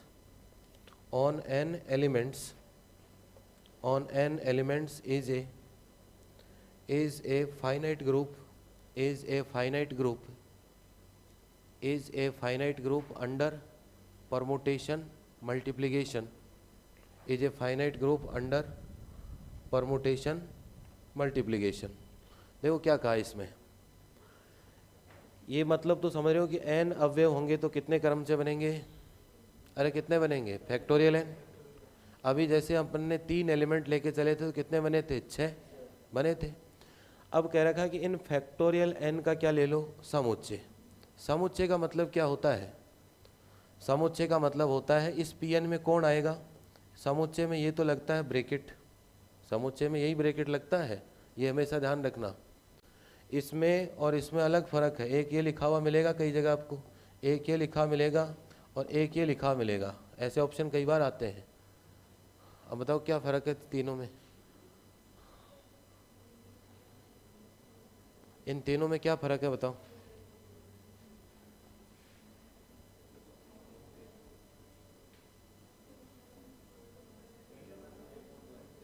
पहले वाले में 1 और 2 ही है बस, ठीक है मान ली बात। और दूसरे इसमें 2 नंबर में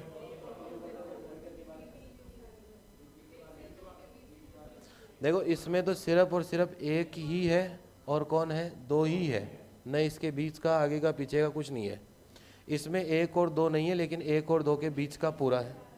इसमें एक और दो भी है और बीच का भी क्या है, कंप्लीट है आपके पास। ठीक है, अब देखो बात किसकी कर रहे हैं अपन, समुच्चय सेट की। तो ये बना दिया समुच्चय सेट। अब ये किसके समुच्चय की बात कर रहा है, क्रमचय या परमुटेशन के। जैसे मान लो किसी सवाल, इस n को छोड़ो, 3 वाले पे बात कर लेते हैं। 3 वाले के कितने परमुटेशन बने थे, 6। अगर उनको अलग अलग ऐसे खुले लिख रखे हैं तब तो क्या है वो, ये भी समुच्चय, ये भी क्या समुच्चय नहीं, क्या है, क्रमचय। ये भी एक क्रमचय, दूसरा ये तीसरा क्रमचय या परमुटेशन है। ठीक है, और अगर ये ब्रैकेट लगा के उन 6 को इसमें लिख दूं ऐसे, ये पहला, ये दूसरा, ये तीसरा, ये चौथा और ये छठा, तब ये क्या बन गया, क्रमचयों का समुच्चय। इस लाइन का मतलब ये है कि क्रमचयों का समुच्चय। जैसे पीछे हम पढ़ के आए थे ना, जैसे मान लो कितने बने थे इसके, 6 बने थे, है ना ये। अब इन 6 को ब्रैकेट लगा के इधर, और अभी तक तो ये भी अपने में क्रमचय परमुटेशन अलग अलग है सारे, और सबको एक जगह लिख दें तब क्या बन जाएगा, समुच्चय, सेट बन जाएगा इनका। अब ये जो सेट बना है, ये जो सेट बना आपके पास, ये किसका हो गया, क्रमचयों का समुच्चय। तो कोई भी अगर 3 वाला ले लो, 5 वाले ले लो, n वाला ले लो, अगर उसके क्रमचयों का आप समुच्चय लेते हो तो ऐसे मान लो कि ऊपर क्या लिखा हो तो छोड़ो, ये एक सवाल बन गया। ये क्या बन गया अपने पास, एक सवाल। और संक्रिया किसकी है, गुणा की। किसकी संक्रिया है, गुणा की। ये क्या बनेगा अपने आप में, ग्रुप बनेगा। मतलब इसमें कितनी प्रॉपर्टी होंगी, 4। पहली प्रॉपर्टी क्या होगी, द्विचर संक्रिया, बाइनरी ऑपरेशन। 2 क्रमचय गुणा कराओगे तो इसी में कोई तीसरा मिलेगा आपको उसका आंसर। यही तो होती है बाइनरी, कि इन 6 में ही मिलेगा, तो बाइनरी भी होगी इसमें। दूसरा साचर्यता, एसोसिएटिविटी, कोई फर्क नहीं पड़ता 3 में कैसे गुणा करा लो। आइडेंटिटी, आइडेंटिटी तो होता है एक, अभी अभी तो बताया था, एक तो ये बनता है 1 2 3, और ये क्या होता है 1 2 3, ये तो सब में ही बनेगा, तो आइडेंटिटी भी होता है। और इसी के अंदर ही सबका क्या मिलेगा, इनवर्स मिलेगा। तो लाइन का मीनिंग क्लियर हो गया ना, कि जितने भी एलिमेंट n है तो n की बात कर लेंगे, n के कितने बनेंगे, फैक्टोरियल n। 3 होंगे तो कितने बनेंगे, फैक्टोरियल 3। तो उन क्रमचयों को अगर इस तरीके से लिख लेते हैं, 6 बने तो ये 6 का क्या हो गया, समुच्चय। कोई भी नाम दो तो दो, नहीं दो तो नहीं मत दो, pn नाम दे दिया अपन ने। p का मतलब है परमुटेशन, क्रमचय। कितने क्रमचय हैं, n अवयव के क्रमचय हैं, तो इसलिए pn कह देते हैं नॉर्मली। ये अपने आप में क्या होता है, एक ग्रुप होता है। चेक करने की जरूरत नहीं, पूरी थ्योरम होती है। अब ऐसा तो है नहीं कि थ्योरम इसको प्रूफ करने के लिए 3 वाला लेके चल सकता हूँ, फिर तो कितने पे बात करनी पड़ेगी, n पे ही बात करनी पड़ेगी। तो उस पे जाने की जरूरत नहीं, आपको ये ध्यान रखना है कि अगर किसी भी समुच्चय के क्या बनाते हैं, क्रमचय, उनको एक जगह लिख लेते हैं तो क्या बन जाएगा, समुच्चय, सेट बन जाएगा। वो सेट हमेशा क्या बनेगा, ग्रुप बनेगा। वो सेट हमेशा क्या बनेगा, आपके पास ग्रुप बनेगा।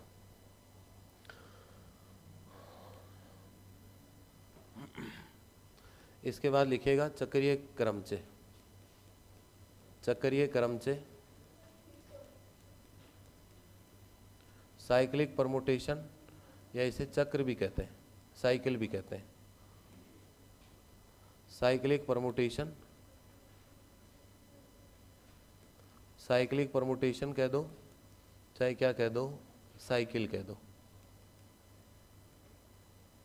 साइक्लिक परमुटेशन, या क्या कह सकते हैं इसे, साइकिल।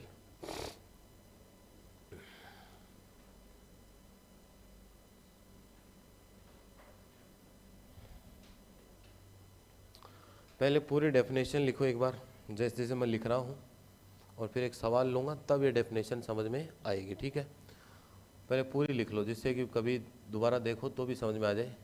माना कि s equal to x1, x2, x3, and so on, xn एक परिमित समुच्चय है, एक परिमित समुच्चय है, एक परिमित समुच्चय है, तब इस पर एक क्रमचय f, तब इस पर एक क्रमचय f इस प्रकार है कि, तब इस पर एक क्रमचय f इस प्रकार है कि, then the permutation f such that then the permutation F such that, किस प्रकार है कि अगर एक्स आई की इमेज तो कितनी आएगी, एक्स आई प्लस 1, और आई की जो वैल्यू होगी वो होगी 1 2 कहाँ तक, के माइनस 1 तक, और के की वैल्यू एन के बराबर या एन से क्या होगी, कम होगी, और के की जो इमेज होगी वो होगा x1, और इसके अलावा जो बच गए जिनको जे कह देंगे उनकी इमेज xj होगी, और xj जो होंगे, xj नहीं जे, जो जे होंगे वो नॉट इक्वल टू होंगे 1 2 कहाँ तक के के। तब या देन तब f को के लंबाई का, तब f को के लंबाई का चक्र कहते हैं, तब f को के लंबाई का चक्र कहते हैं, तब f को के लंबाई का चक्र या साइकिल कहते हैं।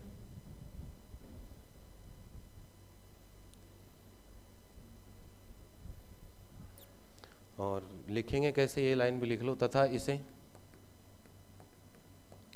f equal to x1 x2 x3 and so on, f equal to x1 x2 x3 and so on, x के द्वारा व्यक्त या डिनोट करते हैं, द्वारा व्यक्त करते हैं। अभी सवाल लेंगे, देखो फिर रटने की जरूरत नहीं है इसको।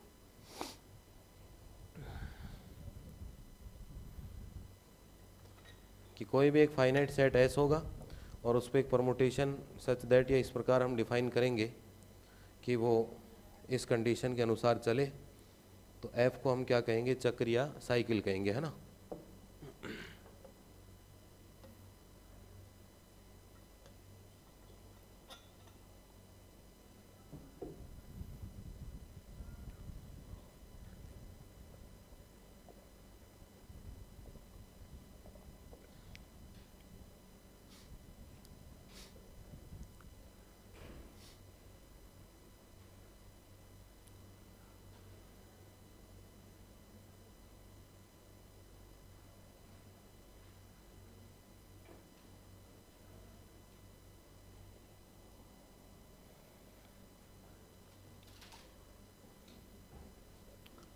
लिख लिया क्या सबने?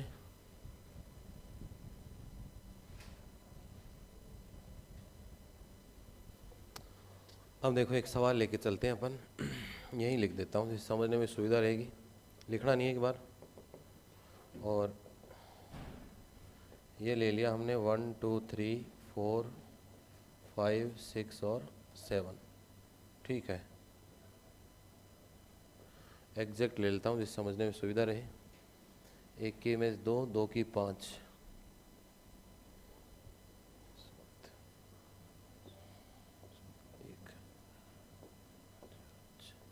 ये कोई भी क्या दिया हुआ आपको, करमचया परमुटेशन है, ठीक है। अब ये करमचया परमुटेशन है, इसमें देखो क्या देखा जाता है कि क्या इसमें चक्र या साइकिल है या नहीं है। क्या ये चक्र, ये कर्म, भाई जिसमें चक्र होगा साइकिल होगी वो करमचय क्या हो जाएगा, भाई करमचय तो होना ही चाहिए। और करमचय में जिसमें साइकिल बनेगी वो क्या हो जाएगा, चक्रीय करमचय, उसे क्या कह देंगे, चक्रीय साइकिल। अब साइकिल क्या कहता है कि अगर यहाँ जो भी एलिमेंट की इमेज देखते हो एक्स आई, तो उसकी इमेज कितनी आएगी, एक्स आई प्लस 1, मतलब जो एलिमेंट लिखा हुआ उससे अगला उसकी क्या आएगा, इमेज आएगा। यही तो हुआ मतलब इसका कि 1 लिखा हुआ तो इसकी इमेज कौन आएगा, 2, x3 है तो इसकी इमेज कौन आएगा, x4। एक तो ऐसा होगा, कहाँ तक होगा ये, 1 से लेके k माइनस 1 तक। लास्ट वाला कौन होगा, k की इमेज कौन आएगा, फर्स्ट वाला, भाई शुरू तो 1 से ही होंगे, और लास्ट में कौन बचता है, k की इमेज कौन होगा, फर्स्ट वाला। और इसके अलावा जो बाकी बच जाते हैं, ये लिखा हुआ है ना भाई, आई वाले तो सारे हो गए, जो आई में आ गए वो तो अलग हो गए। आई में जो आएगा पहले की इमेज दूसरा, दूसरे की कौन, तीसरा, तीसरे की कौन, चौथा, और जो लास्ट में आएगा के वाला उसकी इमेज घूम के वापस कौन, पहले वाला। इनके अलावा जो बाकी बच गए, एक्स जे की इमेज कौन, एक्स जे, मतलब खुद की इमेज कौन होगा, खुद होगा। इतना काम क्लियर है। अब इस सवाल को देखो, पूरा क्लियर हो जाएगा। 1 की इमेज कितनी, 2, 2 की इमेज कितनी, 5, 5 की इमेज कितनी, 7, 7 की इमेज कितनी, 1, वापस घूम गए। अरे 1 से 2, 2 से 5, 5 से 7 और 7 से 1, तो लिखा कैसे जाता है, पहला, दूसरा, तीसरा और ये लास्ट वाला, और लास्ट वाले की इमेज कौन, पहले वाला। तो यहाँ अगर इसको साइकिल लिखना चाहूँ तो क्या लिखूँ बताओ, एक की इमेज कितनी, 2, सवाल में दिख जाएगा आराम से, एक की इमेज 2, 2 की कितनी 5, 5 की कितनी 7, 7 की कितनी 1, तो एक की इमेज 2, 2 की कितनी 5, 5 की कितनी 7 और 7 की कितनी 1। बाकी जो बच गए कौन कौन बच गया, 3 बच गया। देखो 3 की इमेज 3 ही है, दिख रहा है आपको, यही तो कहा मैंने, जे की इमेज क्या होगा, खुद एक्स जे ही होगा। 4 की इमेज कितनी हो गई, 4 ही हो गई। एक कौन बचा था, 6, तो 6 की इमेज क्या होगी 6। अब 2 काम आने चाहिए आपको। परमुटेशन, ये क्या है परमुटेशन, परमुटेशन या क्रमचय देख के तो आपको क्या लिखना आना चाहिए, चक्र या साइकिल लिखनी आनी चाहिए आपको। परमुटेशन देख के तो आपको क्या लिखना आना चाहिए, चक्र या साइकिल, और साइकिल देख के परमुटेशन बनाना आना चाहिए। अब देखो इसी साइकिल देख के परमुटेशन बनाता हूँ मैं, बोर्ड पे देखो, अभी जरूरत नहीं लिखने की। क्या साइकिल थी भाई अपने पास, 1, 2, 5 और 7। साइकिल वाला हमेशा ऐसे बताएगा S7, नहीं तो साइकिल का कोई अंत नहीं है, कहाँ तक लिखूँ, इससे पता थोड़ी चलेगा कि 7 तक एलिमेंट आएंगे, 20 तक लिख लो भाई, इसमें जो आ रहे हैं वो तो आ ही रहे हैं, बाकी सबकी 8 की 8, 9 की 9, 10 की 10, 11 11, तो ये बताएगा कि यहाँ कुछ ऐसा लिखा हुआ आपको मिलेगा, मतलब उस सवाल में कहीं ऐसा हिंट मिल जाएगा आपको कि 7 तक ही लेने हैं, 10 तक लेने हैं, इस तरीके का, ठीक है। अब ये क्या है बेटा, अरे ये क्या है, चक्र या साइकिल है। चक्र या साइकिल से क्या बनाना है सर, क्रमचय या परमुटेशन बनाना है। क्रमचय या परमुटेशन में आपको पता चल गया कितने आएंगे 7, तो ऊपर तो सही क्रम में ही आते हैं, ये आ गए 7, लिख दिया। अब यहाँ से चलो, एक की इमेज कितनी 2, तो एक की इमेज कितनी 2, 2 की इमेज कितनी 5, 5 की इमेज कितनी 7 और 7 की इमेज कितनी 1। साइकिल वाले तो हो गए, बाकी बच गए उनकी इमेज खुद की खुद, तो 3 की कितनी होगी 3, 4 की 4, 6 की 6। क्लियर सबका। एक चीज़ और देखो, पीछे आओ, ये परमुटेशन था, परमुटेशन से हमने क्या ढूंढ ली, साइकिल, दिख जाएगी ये तो साइकिल, तो यहाँ से शुरू अपने आप ही क्रम चलता रहेगा। नहीं, अब देखो एक की इमेज 2, 2 की 5, अब 5 से आगे 5 पे देख लो, 5 की कितनी हो गई 7, 7 की कितनी हो गई 1, वापस ख़त्म हो गया। ज़रूरी नहीं है कि एक सवाल में एक ही साइकिल हो, एक से ज़्यादा भी हो सकते हैं चक्र। एक बार इससे देख लिया, फिर मान लो यहाँ सपोज करो इस सवाल में ऐसा हो जाता 3 के नीचे 4, 4 के नीचे 3, तो एक साइकिल यहाँ भी बन जाती। 3 की इमेज कितनी 4, 4 की कितनी 3, तो ऐसे ये छोटी साइकिल बन जाती। भाई ये 3 और 4 इधर उधर होते तो कितनी साइकिल बन जाती, 2, एक भी बन सकती है, 2 भी बन सकती है, 3 भी बन सकती है, उससे कोई फर्क नहीं पड़ेगा। तो सबसे पहला काम, परमुटेशन से हमें क्या आनी चाहिए, साइकिल, और साइकिल से क्या आना चाहिए, परमुटेशन। अब इसमें भी देखो आगे बढ़ते हैं। इस साइकिल को जरूरी नहीं है कि आप ऐसे ही लिखो, बस क्रम या ऑर्डर टूटना नीचे, बाकी कैसे भी घुमा के लिख दो। इसको मैं ऐसे भी लिख सकता हूँ 2, 5, 7, 1, बताओ टूटा क्या ऑर्डर, 2, 5, 7, 1, ऑर्डर नहीं टूटना चाहिए। इसको ऐसे भी लिख सकते हैं अपन 5, 7, 1, 2, इसको ऐसे भी लिख सकते हैं 7, 1, 2 और कितना 5, ये सारी बातें एक ही हैं। भाई साइकिल ऐसा नहीं कि सर हमारा तो उत्तर ही आया, इसमें तो ये लिखा हुआ था, ये सीधा तो कभी देगा ही नहीं, अगला जब भी सवाल देगा तो सीधा तो कभी लिखेगा ही नहीं कि जो हमने देखा वही वहाँ, घुमा के लिखने में कोई समय नहीं लगता है। लेकिन ये सारे एक ही हैं, चाहे ये लिख दो, ये लिख दो, ये लिख दो। देखो इससे भी वही मतलब आ रहा है, एक की इमेज कितनी 2, इसमें देख लो एक की इमेज आगे वाला ही तो होता है, एक की इमेज कितनी 2, यहाँ देखो 2 की इमेज कितनी 5, इसमें देख लो 5 घूम के किस पे आएगा, फर्स्ट पे, 5 की इमेज कितनी हो गई 7 हो गई। इसमें देखो एक की इमेज 2, 2 की कितनी 5, 5 की 7, 7 की कितनी 1, यहाँ सामने दिख रहा है 7 की कितनी 1। तो ऑर्डर नहीं टूटना चाहिए, बाकी साइकिल को कैसे भी लिख सकते हैं। तो पहले तो ये नोट कर लो, फिर आगे वाला नोट कर लेते हैं।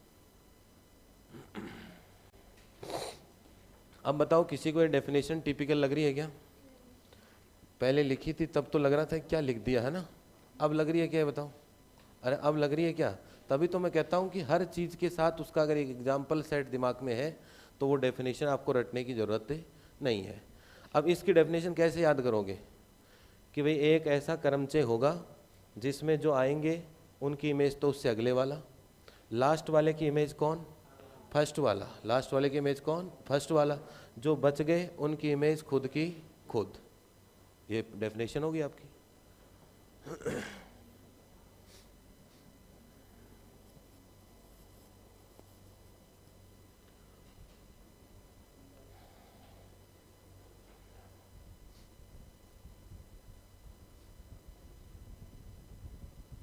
कुछ जा रहा है ना अंदर, या ज़्यादा हो रहा है?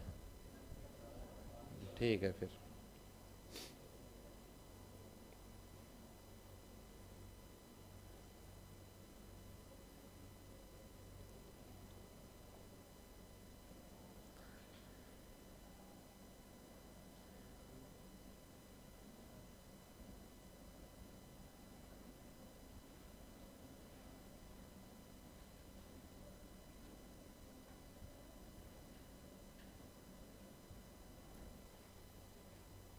ये कर लिया नोट सबने? अगला भी लिख लो। अगला क्या देख के क्या लिखो? खुद से लिखो। ये लिख के यही तो लिखा आगे। अरे अगले में क्या लिखा है? ये साइकिल का उल्टा ही तो लिखा है, साइकिल से ही लिख दिया मैंने।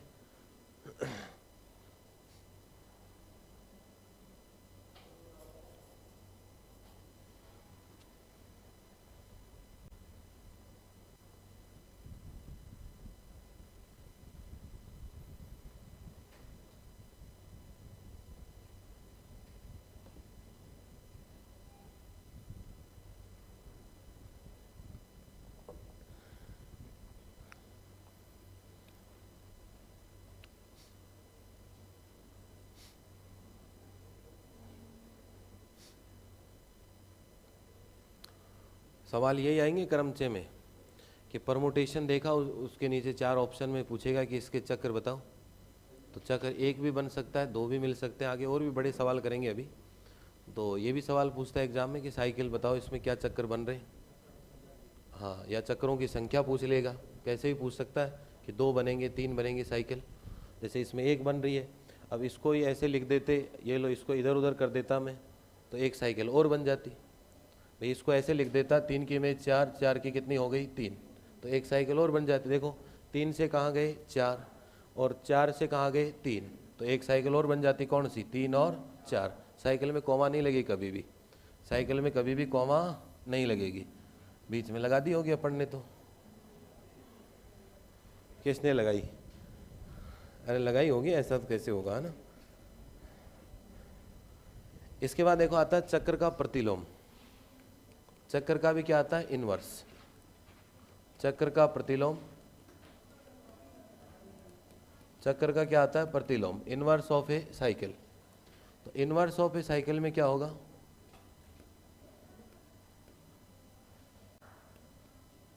चक्र का प्रतिलोम या इनवर्स ऑफ ए साइकिल।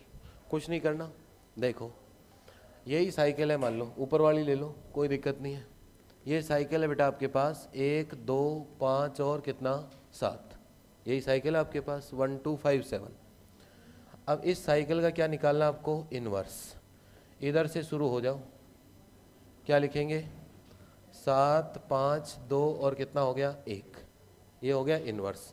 अब पीछे क्या करके आए थे उसको मत देखो। अब इनवर्स को चाहे जैसे घुमा घुमा के लिख सकते हो। भैया अपने आप में इनवर्स, किसी भी साइकिल का इनवर्स जो आएगा है तो ये भी साइकिल। अब पहली बार ये ध्यान रखना है, बस इसको इधर उल्टे क्रम से लिखना है तो क्या आ जाएगा? इनवर्स। अब वो ज़रूरी नहीं है कि अगला ऐसा ही लिखे, अब इसको चाहे जैसे घुमा सकते हैं, देखो घुमा लो।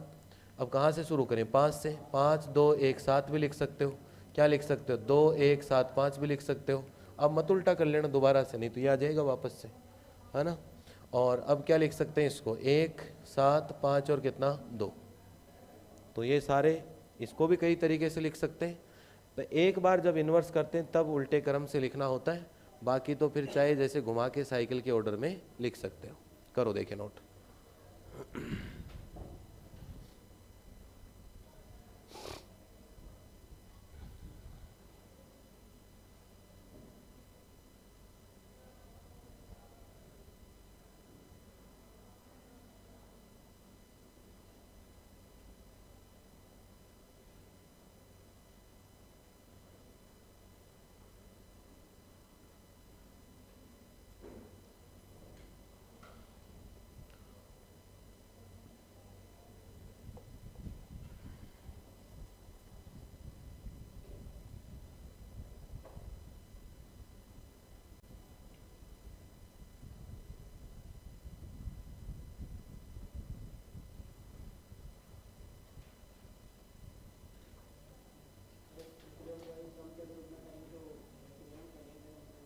हाँ क्रमचय बना लो इसका। भाई कोई कह दे इस, भाई साइकिल और परमुटेशन एक ही चीज़ है वैसे, इसमें और इसमें कोई अंतर नहीं है। ये भी वही बता रहा है, इसको ऐसे लिख लो। अभी पीछे इससे हमने साइकिल लिखी थी, अब साइकिल से क्या लिख लिया, परमुटेशन। तो एक ही चीज़ है। अब अगर आपने इन्वर्स कर लिया तो कोई कह दे सर इसका परमुटेशन बनाओ, इसका क्या बनाओ, परमुटेशन, क्रमचय बना लो, क्या दिक्कत है। एक से लेके 1 2 3 4 5 6 और कितना 7, क्या कहना चाह रहा लिख दो। 7 की इमेज कितनी 5, तो 7 की इमेज 5, 5 की इमेज कितनी 2, तो 5 की इमेज 2, 2 की इमेज कितनी 1, तो 2 की 1, और 1 की कितनी 7, बाकी जो बच गए खुद के खुद ऐसे लिख दो, कहाँ दिक्कत है भाई। बाकी तो वही काम करेगा नॉर्मल, इसका काम था इन्वर्स करना, वो यहाँ से यहाँ हो गया। अब इसको नॉर्मल समझो कि एक साइकिल है, जैसा ये है वैसा ये है। इसका कैसे बनाया था, 1 की इमेज 2 लिखते चले गए। अब यहाँ 1 की 2 नहीं है, यहाँ किसकी है 7 की 5, 5 की 2, 2 की 1 और 1 की कितनी है 7। तो इस तरीके से परमुटेशन लिख सकते हैं। इसके बाद देखो चक्र की कोटि, चक्र की कोटि या ऑर्डर ऑफ साइकिल, चक्र की कोटि या ऑर्डर ऑफ साइकिल, चक्र की कोटि या ऑर्डर ऑफ साइकिल। तो चक्र की कोटि क्या होते हैं, जितने एलिमेंट या अवयव चक्र में होते हैं। अब पिछले जो सवाल था अपने पास यही साइकिल थी, 1 2 5 और कितनी थी 7। तो इस चक्र में कितने अवयव थे, हैं 8, 7 एलिमेंट है इस चक्र में। क्रमचय में है 7, तो समुच्चय में है 7, 7 में से चक्र बना तो चक्र में कितने बने 4। परिभाषा में क्या लिख के आया था, परिभाषा में अवयव कितने थे n, चक्र में कितने आए 1 से लेके कहाँ तक आए k तक। तो साइकिल देखो कहाँ तक लिखी है k तक, n तक थोड़ी साइकिल चली है। अब इस सवाल में देखो साइकिल कितने की चली है, 1 से 2, 2 के 5, 5 की 7, 7 का 1, साइकिल तो 4 की चली है। इनकी साइकिल चली है क्या, 3 कहाँ गया, 3 पे ही है। साइकिल का मतलब तो घूमना चाहिए आगे से आगे, 4 कहाँ रह गया, 4 पे ही साइकिल चली क्या, इसकी नहीं चली, 6 पे ही रह गया। तो चक्र की अगर बात करूं, यहाँ बात करें अगर हम, तो इस चक्र की लंबाई कितनी है, लेंथ ऑफ साइकिल चक्र की लंबाई कितनी है 4। पीछे परिभाषा में पढ़ के आओ, के लंबाई का चक्र, तो उसमें कितने एलिमेंट थे x1 x2 xk थे। इसमें कितने एलिमेंट है 1 2 3 4।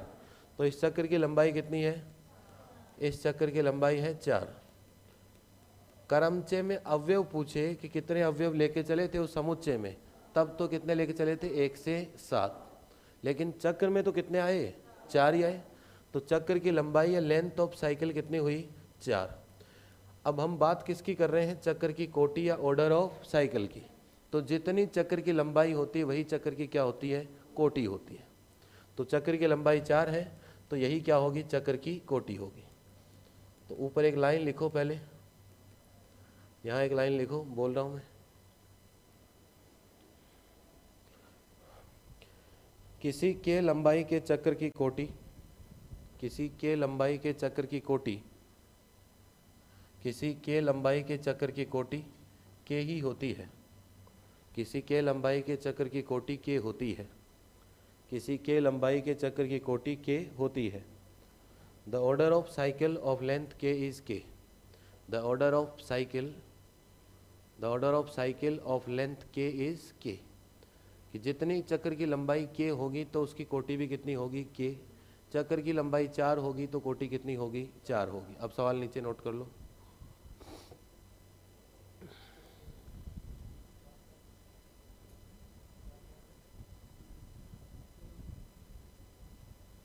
सात चक्रीय कोटि नहीं होती। 7 के लिए देखो अभी जहाँ शुरू किया था क्रमचय, उसमें दूसरी लाइन लिखी थी, उसे कहते हैं क्रमचय की घात।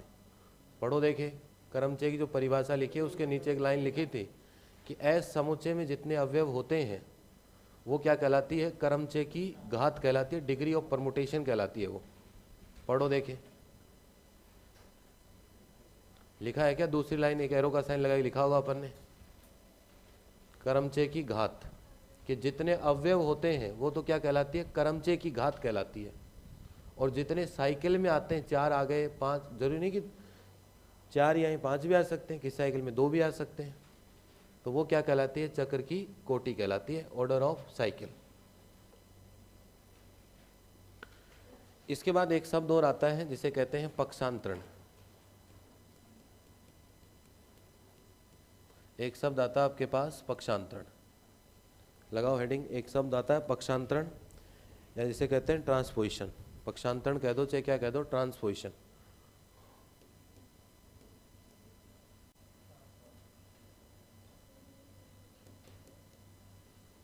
पक्षांतरण इसे क्या कह सकते हैं? ट्रांसपोजिशन। ट्रांसपोजिशन साइकिल में एक पर्टिकुलर बात होती है। अगर किसी साइकिल की लंबाई कह दो चाहे कोटि कह दो, ऑर्डर कह दो, एक ही बात है। जितनी लंबाई होगी वही उसकी क्या होगी? कोटि या ऑर्डर होगी। अगर किसी साइकिल की लंबाई कितनी हो? 2, तो उस साइकिल को साइकिल भी कह सकते हैं, और उसके लिए पर्टिकुलर नाम बना है, उसे क्या कहते हैं? पक्षांतरण कहते हैं। जैसे मान लो किसी सवाल में ये साइकिल न बन के किसी सवाल में यही साइकिल बनी, बस एक ही साइकिल बनी। अब इस साइकिल की लेंथ कितनी है? 3 की इमेज कितनी? 4, लास्ट वाले की इमेज फर्स्ट, तो 4 की इमेज कितनी? 3, तो ये साइकिल है, और इस साइकिल की लेंथ कितनी है? 2, तो इस साइकिल का एक पर्टिकुलर नाम होता है, उसे क्या कह देते हैं? पक्षांतरण। तो लिखो, एक चक्र जिसकी लंबाई 2 हो, एक चक्र जिसकी लंबाई 2 हो, ए साइकिल ऑफ लेंथ 2, एक चक्र जिसकी लंबाई कितनी हो? 2 हो, ए साइकिल ऑफ लेंथ 2, एक चक्र जिसकी लंबाई 2 हो, उसे पक्षांतरण कहते हैं। Is called transposition, is called transposition.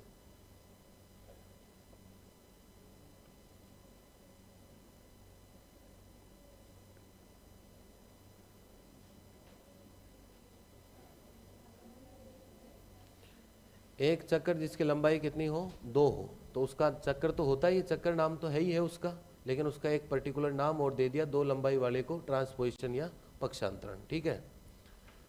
इसके बाद देखो आता है एक शब्द असंयुक्त क्रमचय।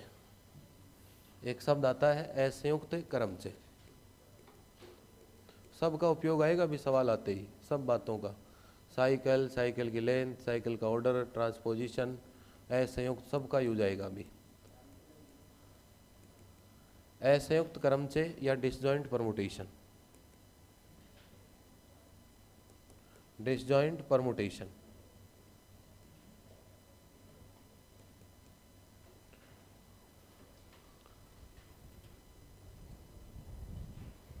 डिसजॉइंट परमुटेशन कह दो चाहे आप, भाई जो भी परमुटेशन होगा, परमुटेशन से क्या बना सकते हैं? साइकिल।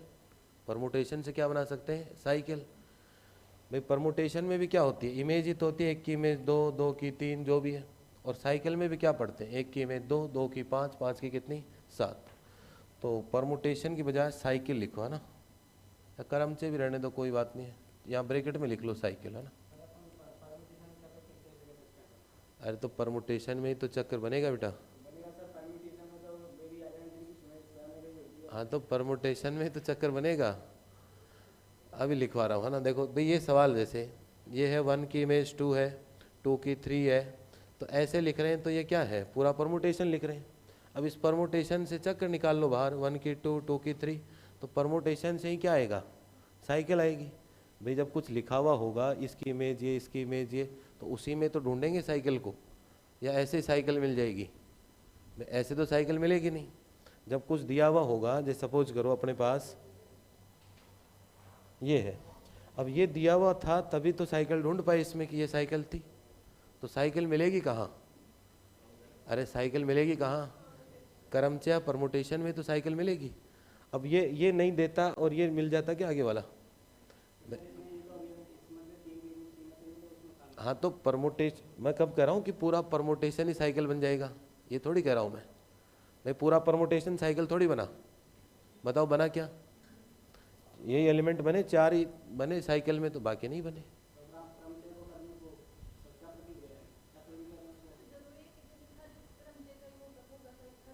नहीं होगा तो फिर वो आइडेंटिटी हो जाएगा। भाई 1 का 1 ही हो गया, 2 का 2 ही हो गया, 3 का 3, 4 का 4, 5 का 5, 6 का 6, 7 का 7। भाई तभी तो साइकिल बनेगी नहीं। भाई साइकिल कब नहीं बनेगी?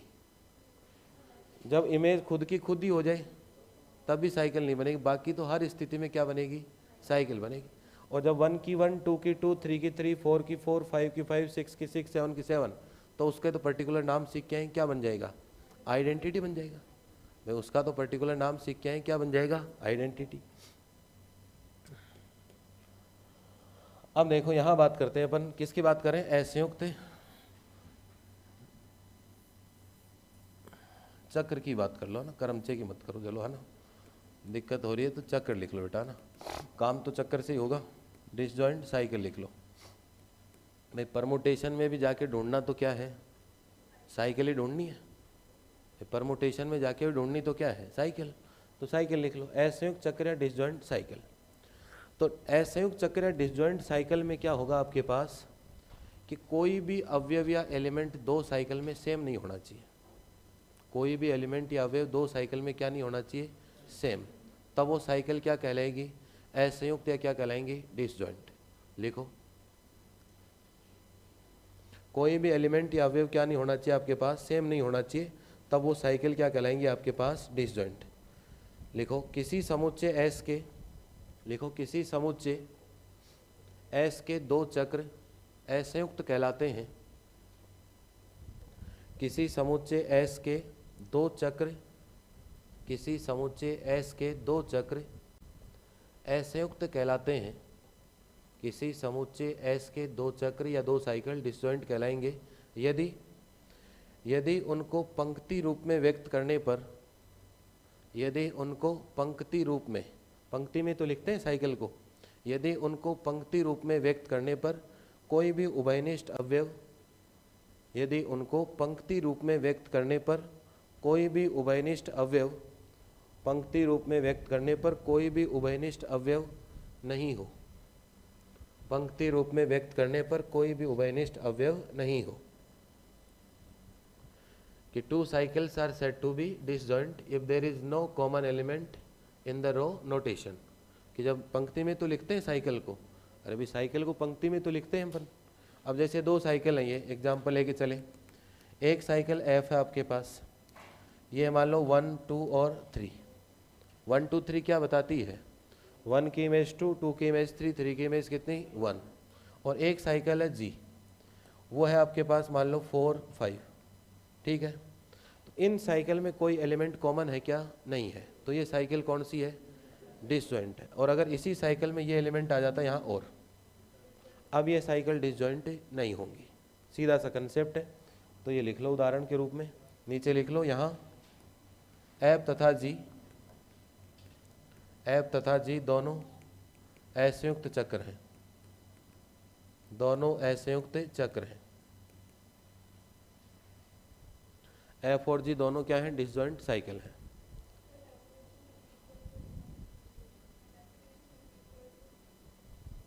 Two cycles are said to be disjoint if there is no common element, if there is no common element in row notation of cycle, in row notation of cycle, कि कोई भी common element नहीं होगा तो वो क्या कहलाएगी आपके पास? Disjoint cycle.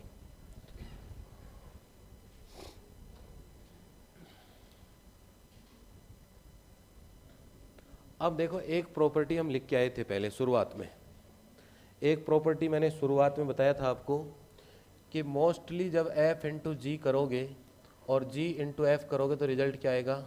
Not equal to. Mostly जब आप f इंटू जी करोगे और g इंटू एफ करोगे तो रिजल्ट क्या आएगा? Not equal to. लेकिन अगर यहाँ से देखो, ये हमारे पास सवाल है, अभी लिख रहा हूँ, f 1, 2, 3, 4, 5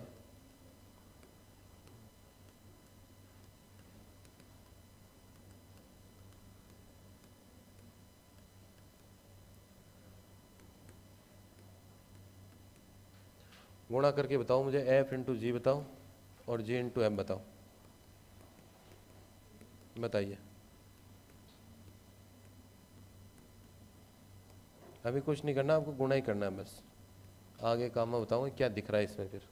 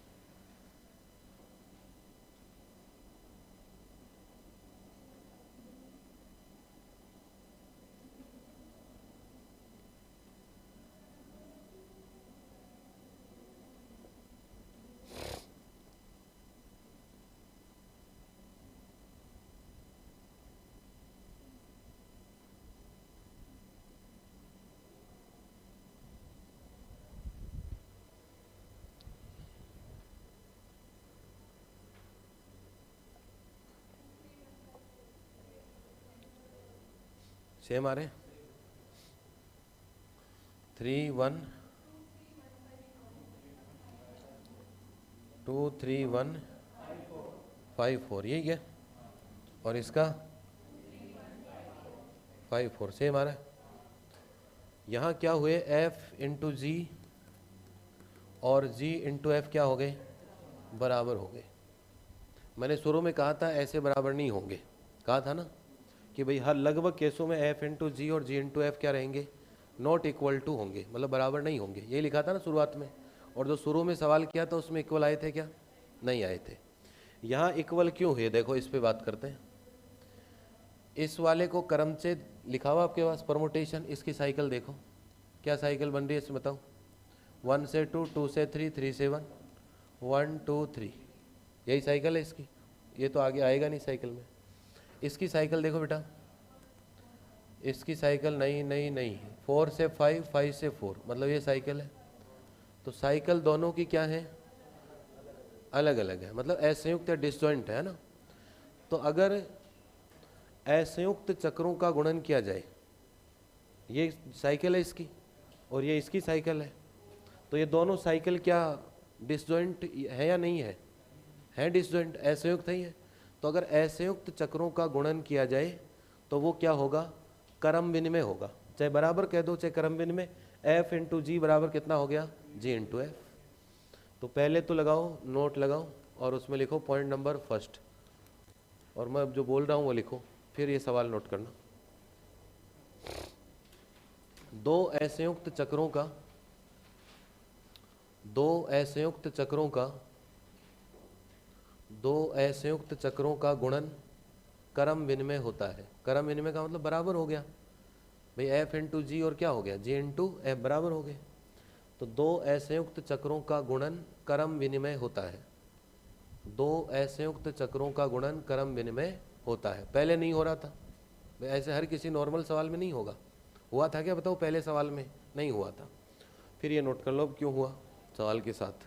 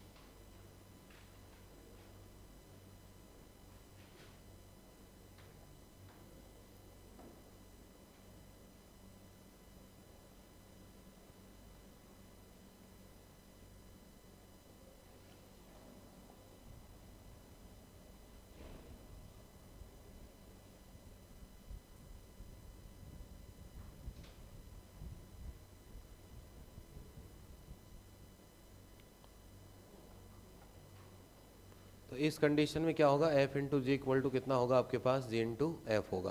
तो क्रम विनिमय कह दो, चाहे F into G equal to क्या कह दो, G इंटू एफ। एक पॉइंट और लिखो अगर ये लिख लिया हो तो,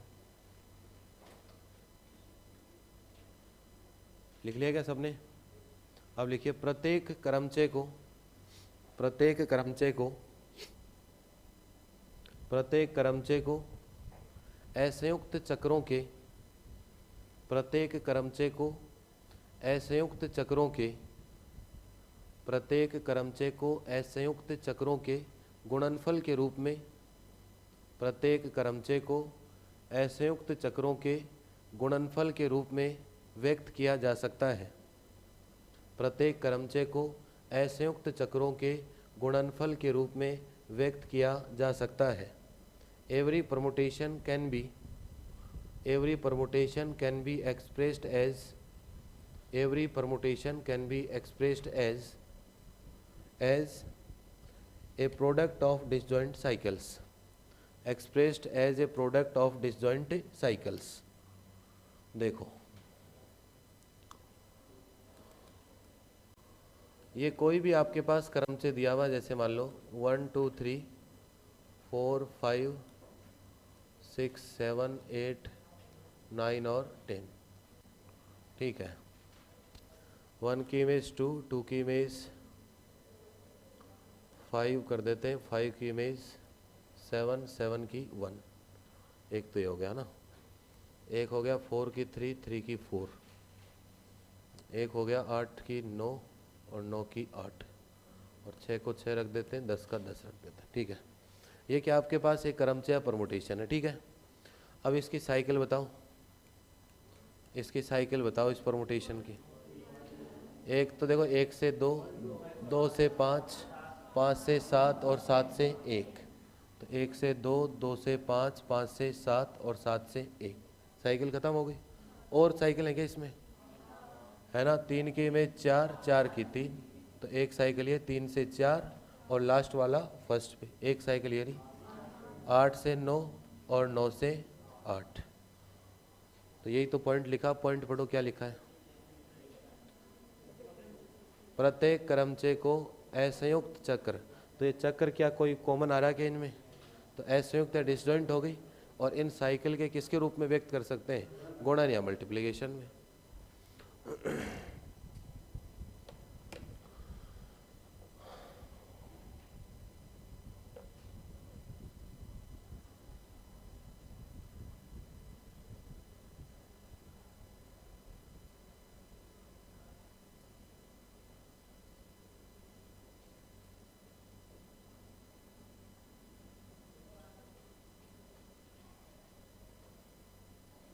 तो घर जाके भाई पढ़ाई किया करो, तब पढ़ने का आएगा मज़ा। अब कल आगे पढ़ेंगे इससे, फिर हमें गुणा भी नहीं आए, क्रमचय भी नहीं आए, साइकिल भी नहीं आए, तो फिर मज़ा नहीं आएगा उसमें, है ना।